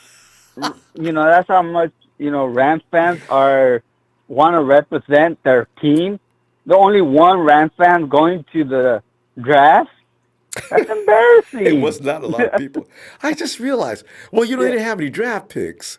I mean, didn't the Rams have to? And then they were trading down the whole time because they were trying to build through the middle of the draft, right? So everybody that's, you guys want this pick? Yeah. What are you going to give us? Give you 2 rounds? Give you 2 picks? All right. And they try to build, get a lot of picks so they can build up between them. And which is not, I give them credit, that's not a bad idea, but it's kind of sad when you don't have any money because you tried to buy a championship in 1 year. And everybody sat back, well, at least they're trying. Guys, are they okay? But in a few months, what are they going to do? They're going to try to trade down and get a lot of picks in the middle of the draft. They got no money. They got players they got to pay this year and next year. So, they're pretty much in a predicament now. I love it. Yeah, one thing funny that I've seen out for wide receiver, they asked them. It was funny because they asked them, hey, why you run so fast and, and I see people don't catch you, why is that? And he's all like, because I don't want to get hit. That's why I run so fast. I thought that shit was funny. God. That will help you. I mean, fear can make you move. Yeah. So. Yeah. So it's been and plus I seen the topic of a punter and everything. I think about it this way. I'm all like, us as 49ers fans, we're like family. Everybody, we look out for each other, and I'm gonna make a point where, if you have your grandma, dying, and you make a promise to her, if you keep that promise, you're happy. Mm-hmm. But how about if you don't make that promise and you don't do what you did, you're gonna feel sad. Mm-hmm. So you do anything to keep that promise, and that's what Kyle tried to do. He probably, they gave him some tips that something might happen, and he might not be there in the 5th round, or he might, but he didn't want to take that risk. So he wanted to get that. You mean the 4th round pick, the kicker? Yeah, the 4th round. Yeah. So he wanted to make that pick, so he could check out that mark that he did something. So that legacy of him could be there, and if he impacts the 49ers, it's gonna be because of one of our members that Cobb. think highly of him. So that's one thing that a lot of people have to give point to, that it wasn't because he did something stupid. It was because he's trying to conserve somebody that passed away in our organization.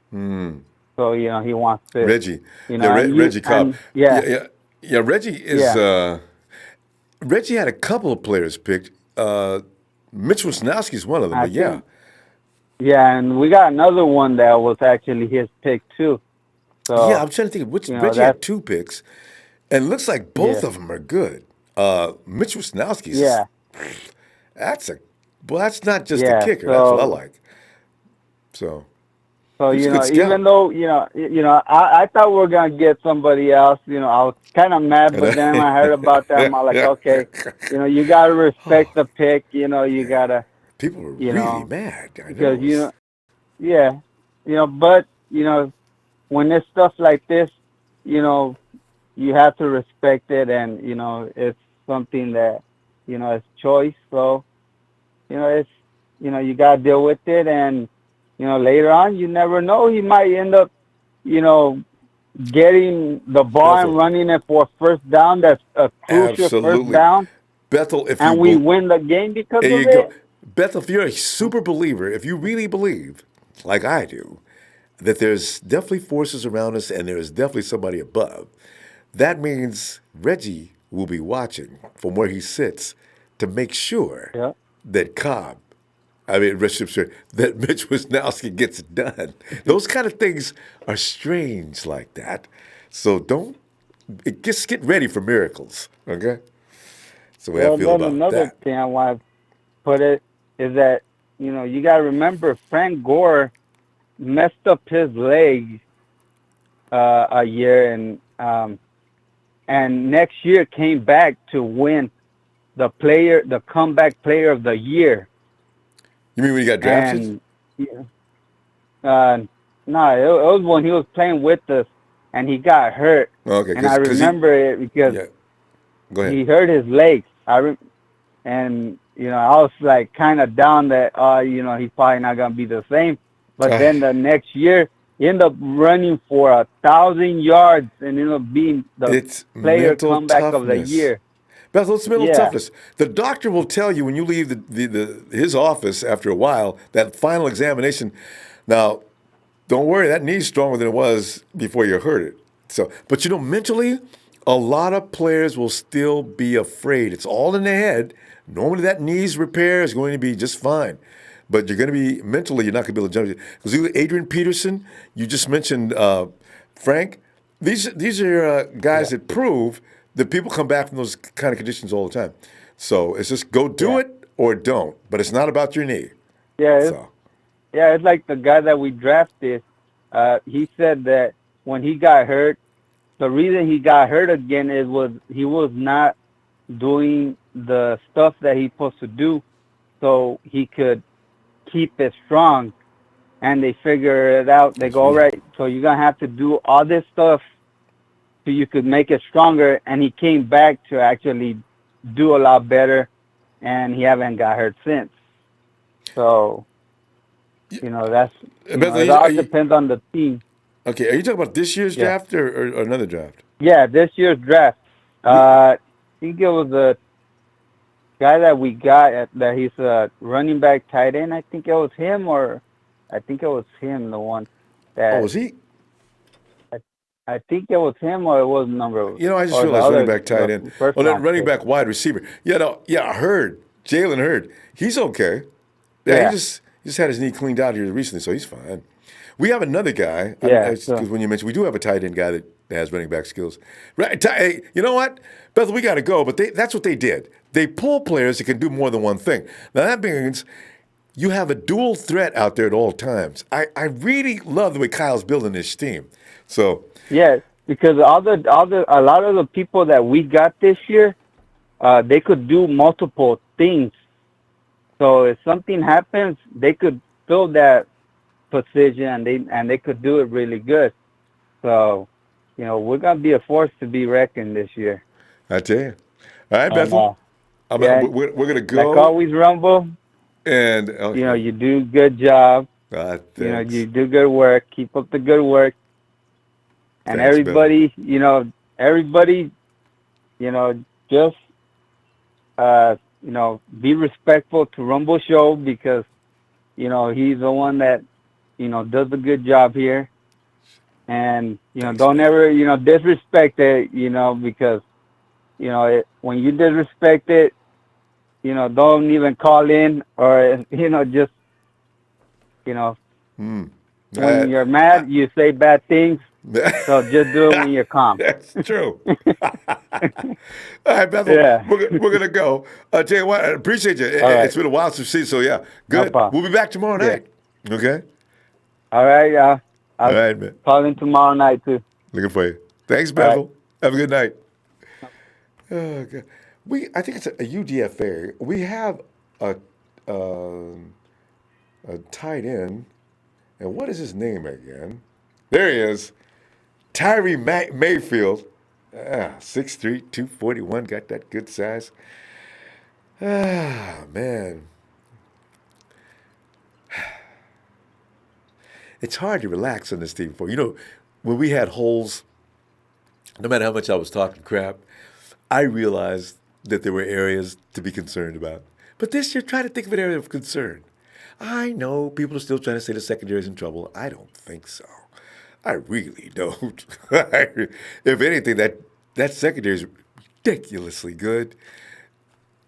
J-Dub, J-Dub's got to win the job first. It could be AC.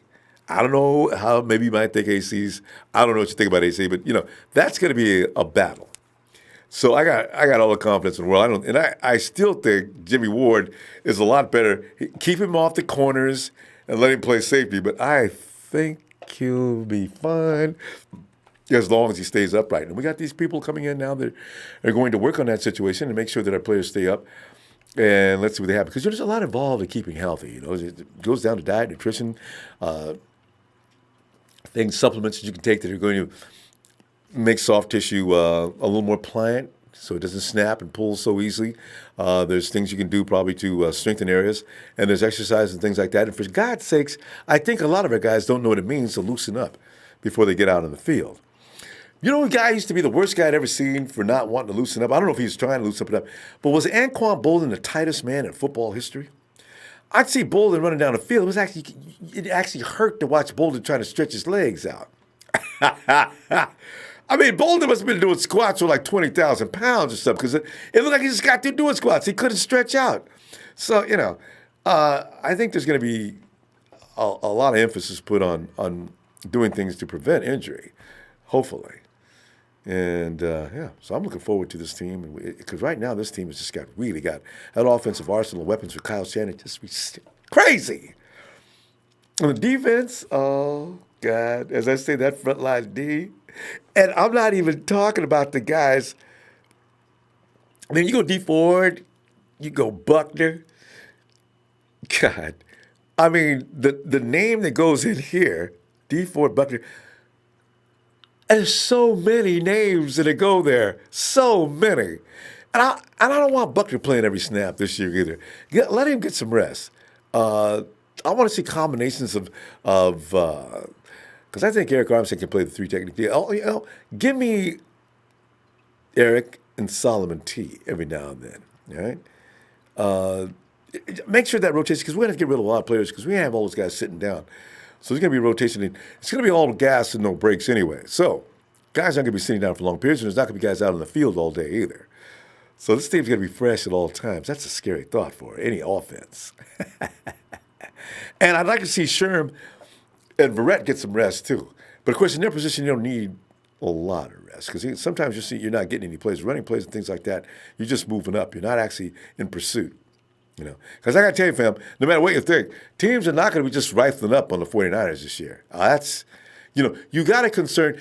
Sherman got a lot of respect last year, and he had a bad leg. They say he was only 80% of what he is, or what he was. Last year, he was only at 80%. That was last year. You at the least, Sherman's 95% right now. You got Verrett over there, like somebody said earlier, the 49ers might be playing possum. Verrett might be just absolutely fine. He hurt that leg a long time ago. So if he's going to get out there, and I heard he's already chasing around cornerbacks in practice anyway. So now you get 2 Pro Bowl corners. Say what you want. Cry about how we don't have a secondary problem. I'm still sticking to my guns on Akello Witherspoon. I don't care what anybody says. I saw improvement in Akello coming down the stretch last year. His mechanics were right. His procedure, technique, pinning the receiver up against the sideline, making sure he protects the inside of the field. Everything was done according to what you're supposed to do. Swinging the hips, turning his head back around, timing, keeping a feel on the receiver to see what he's doing without having to watch him the whole time. There was a lot of things I saw him do that we didn't see him do at the beginning of the year. Maybe Sherm got pissed one week. It just took, come here, man. Let me teach you something, man. You know what you should be doing out there? Let's go. Come on, man. It's all love. Come on. And, I got a feeling that's what took place. And so, Tavares Moore, I don't know, because we do need 2 solid backups. So we'll see what happens with that. I know. We got another guy in practice or in camp. We're going to see what he does. Somebody could be losing a job. I don't know. I'm not crazy about Maben. I'm not sure. But I've seen Maben do some great things, too. I don't understand what goes on with Maben during the course of the game. But we'll see. We got a different coaching staff now, and we're going to see some things. And with that offense, we got Wes Welker out there teaching guys to run around. For those, I keep running into people, it doesn't matter how good Jimmy G is if nobody can get open. When did the 49ers have problems getting open? I'm trying to understand. Even in their darkest hour, I don't remember the receivers having troubles getting open. Anyway, I don't think that's going to be a problem next year. I almost promise it, all right? Justin Rosales says, if Ward doesn't make the team, I win the bet. Justin, come on, man. Dub will make the team. Yes. You can collect that money right now, Justin. You got it, man. Fam, hey, I'm going to go ahead. Oh, I'm sorry. Hey, what am I doing? Coach Tim, Hall of Fame, Coach Tim. He says, Bosa may not run the 40 particularly well, but he runs the 10 with an elite time, and that's all that matters. Absolutely. In fact, he ranked in the top 5. Niner Joe Empire. Let's go, Niners. I'm pumped for this upcoming season. Niners! By the way, there were people talking about Bosa's first step. Even that guy that tried to break down the tape. 49ers coach is saying his first step is phenomenal. I'm watching him on tape. I'm trying to understand. That's a slow first step? That's a slow first step. I kept watching it. Why would that be considered a slow first step? Look how much ground he gobbled up on that first step and how fast he did it. Said the analyst, he's got a slow first step, but he mixed up with technique and this and that. And that's a slow first step. I can't repeat. Is that slow first step? I need to see a fast first step. D Ford. All right.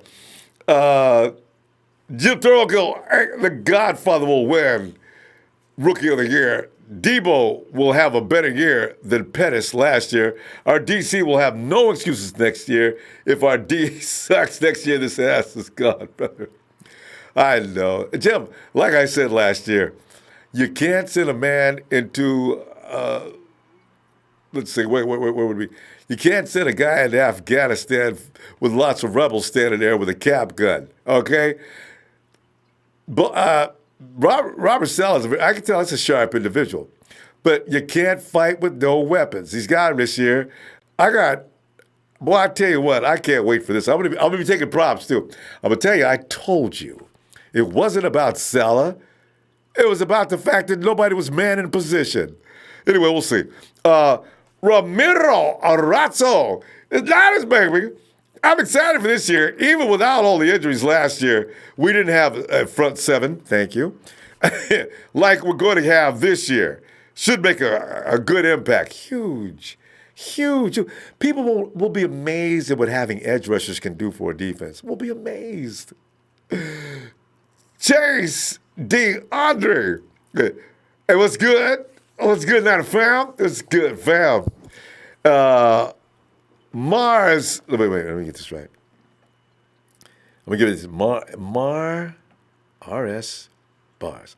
Mars Bars. I like what you did there. Mars Bars 805. Faithful, what up? Break Davis 11-5. Looks about right this year. Could be. Morgan Salisbury. Sup, fam? James Cruz, we should win our division. Rams are old and lost players.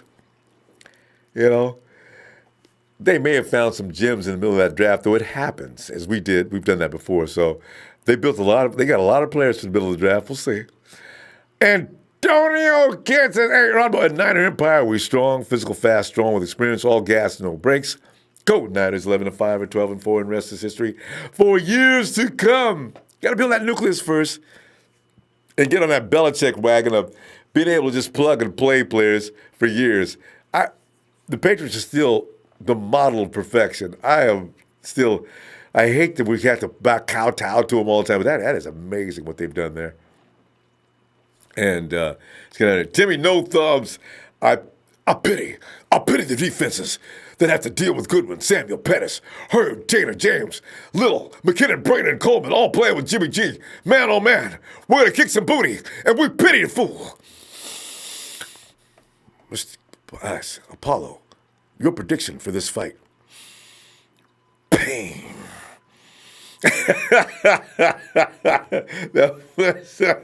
Mr. T is the scariest, bad, scary dude. Villain in history, man. Callie Long says, Robbie Stiltskin is my name. Stop. DeAndre Taylor says, I just had a dream. The Niners scored 55 points against the sorry Rams in a championship game and went to the Super Bowl. Woof, woof, woof, woof, woof. Empire Strikes Back 49ers. I'm glad we drafted a punter. We don't need Chuck Norris anymore. Are you talking about my boy? Oh my God!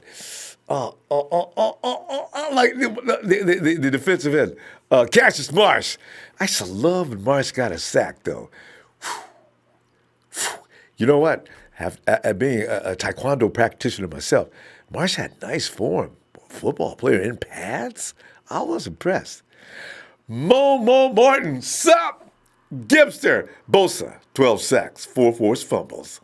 I like that. T.J. Serapin, what's up, my brother? Yo, Ronbo, Hurd look good in camp. I heard. Jerry Fresh. Ronbo Sports Bosa equals 9.5 sacks, 3 forced fumbles, 1 INT, had that 2 TDs, and 2 safeties. Jerry Fresh went off. TDs and safeties.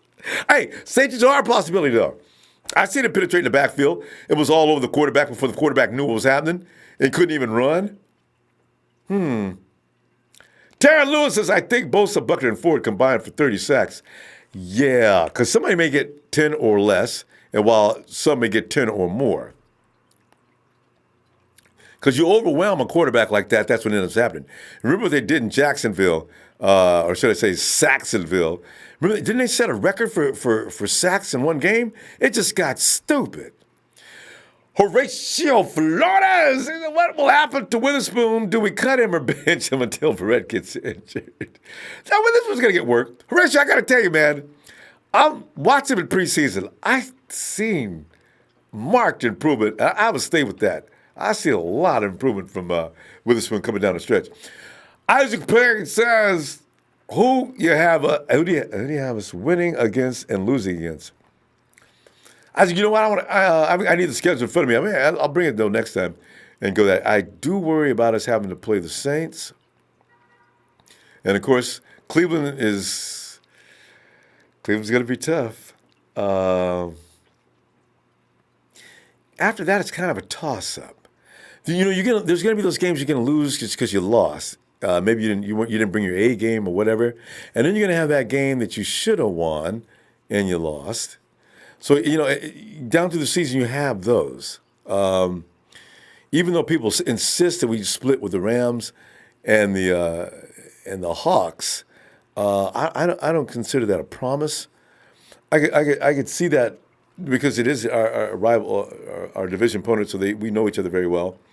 But we'll see. Somebody could get swept in this division by the 49ers. So I don't know if it's going to be the Cards, Rams, or Hawks right now. Though I got to see both teams and see what they look like first, and then we'll make a decision on that. Devil's Son says, Rookie of the Year, Mitch Wisnowski. Yes, Mitch. Boy, you talk about a bunch of mad people. 49er fans would even be mad.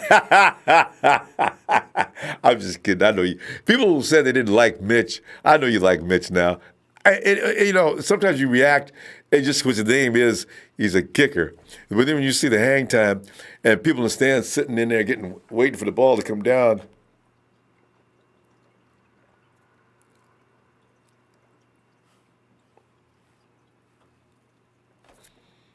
And, the receiver forgot to call for a fair catch. Oh, Jesus. Oh, he's not moving. And they're setting up the blue tent. You know, I love these. My man Jace goes wild in some of these situations. You got to call for a fair catch, man. I know the ball was up there a long time, but you got to call for a fair catch because those guys are hungry to kill you. Anthony Manchurio. Antonio Manchurio. That name, which sounds very Italian. He said, hey, what's going on down at Empire? Are we playoff ready this year? I believe we are. I'm in Vegas now. And Tony, good place to be, man. I'm in Vegas right now and bet a lot on sports, but I want to bet smart and got to go with my heart. Can I get some help from my Niner fam? Hey, you know what, Anthony? I don't know what the high-low is, though. If they got the 49ers under 6, any crazy like that, take it, bet big, heavy bucks. I'm telling you, that is, that's a gimme. Vegas is smarter than that, though. Last year, they lost. I think they had the 49ers. Did they have us at 3 to 4 wins, or did they get it right? Vegas may have got it right last year. I thought they had us 2 to 3 wins. I forget what it was. But I remember I was mad as hell.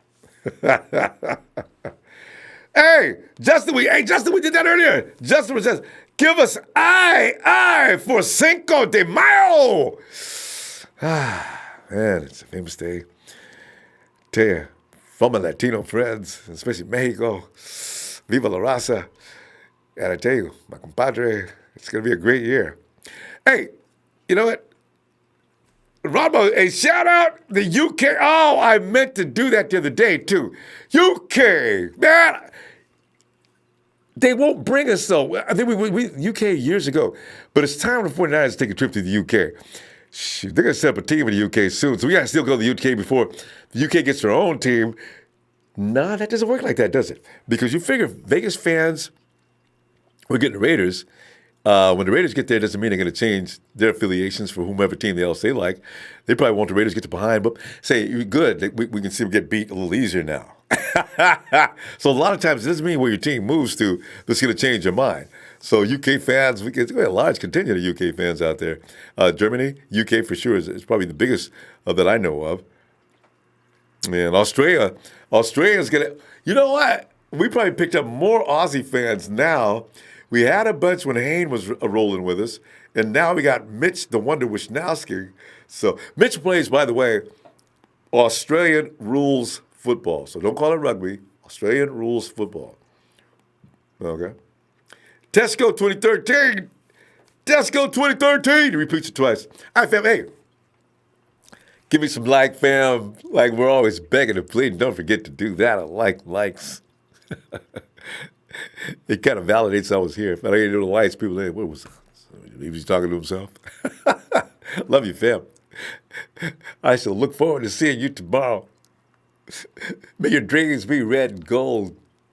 Nothing cold. Jimmy G, we worship thee.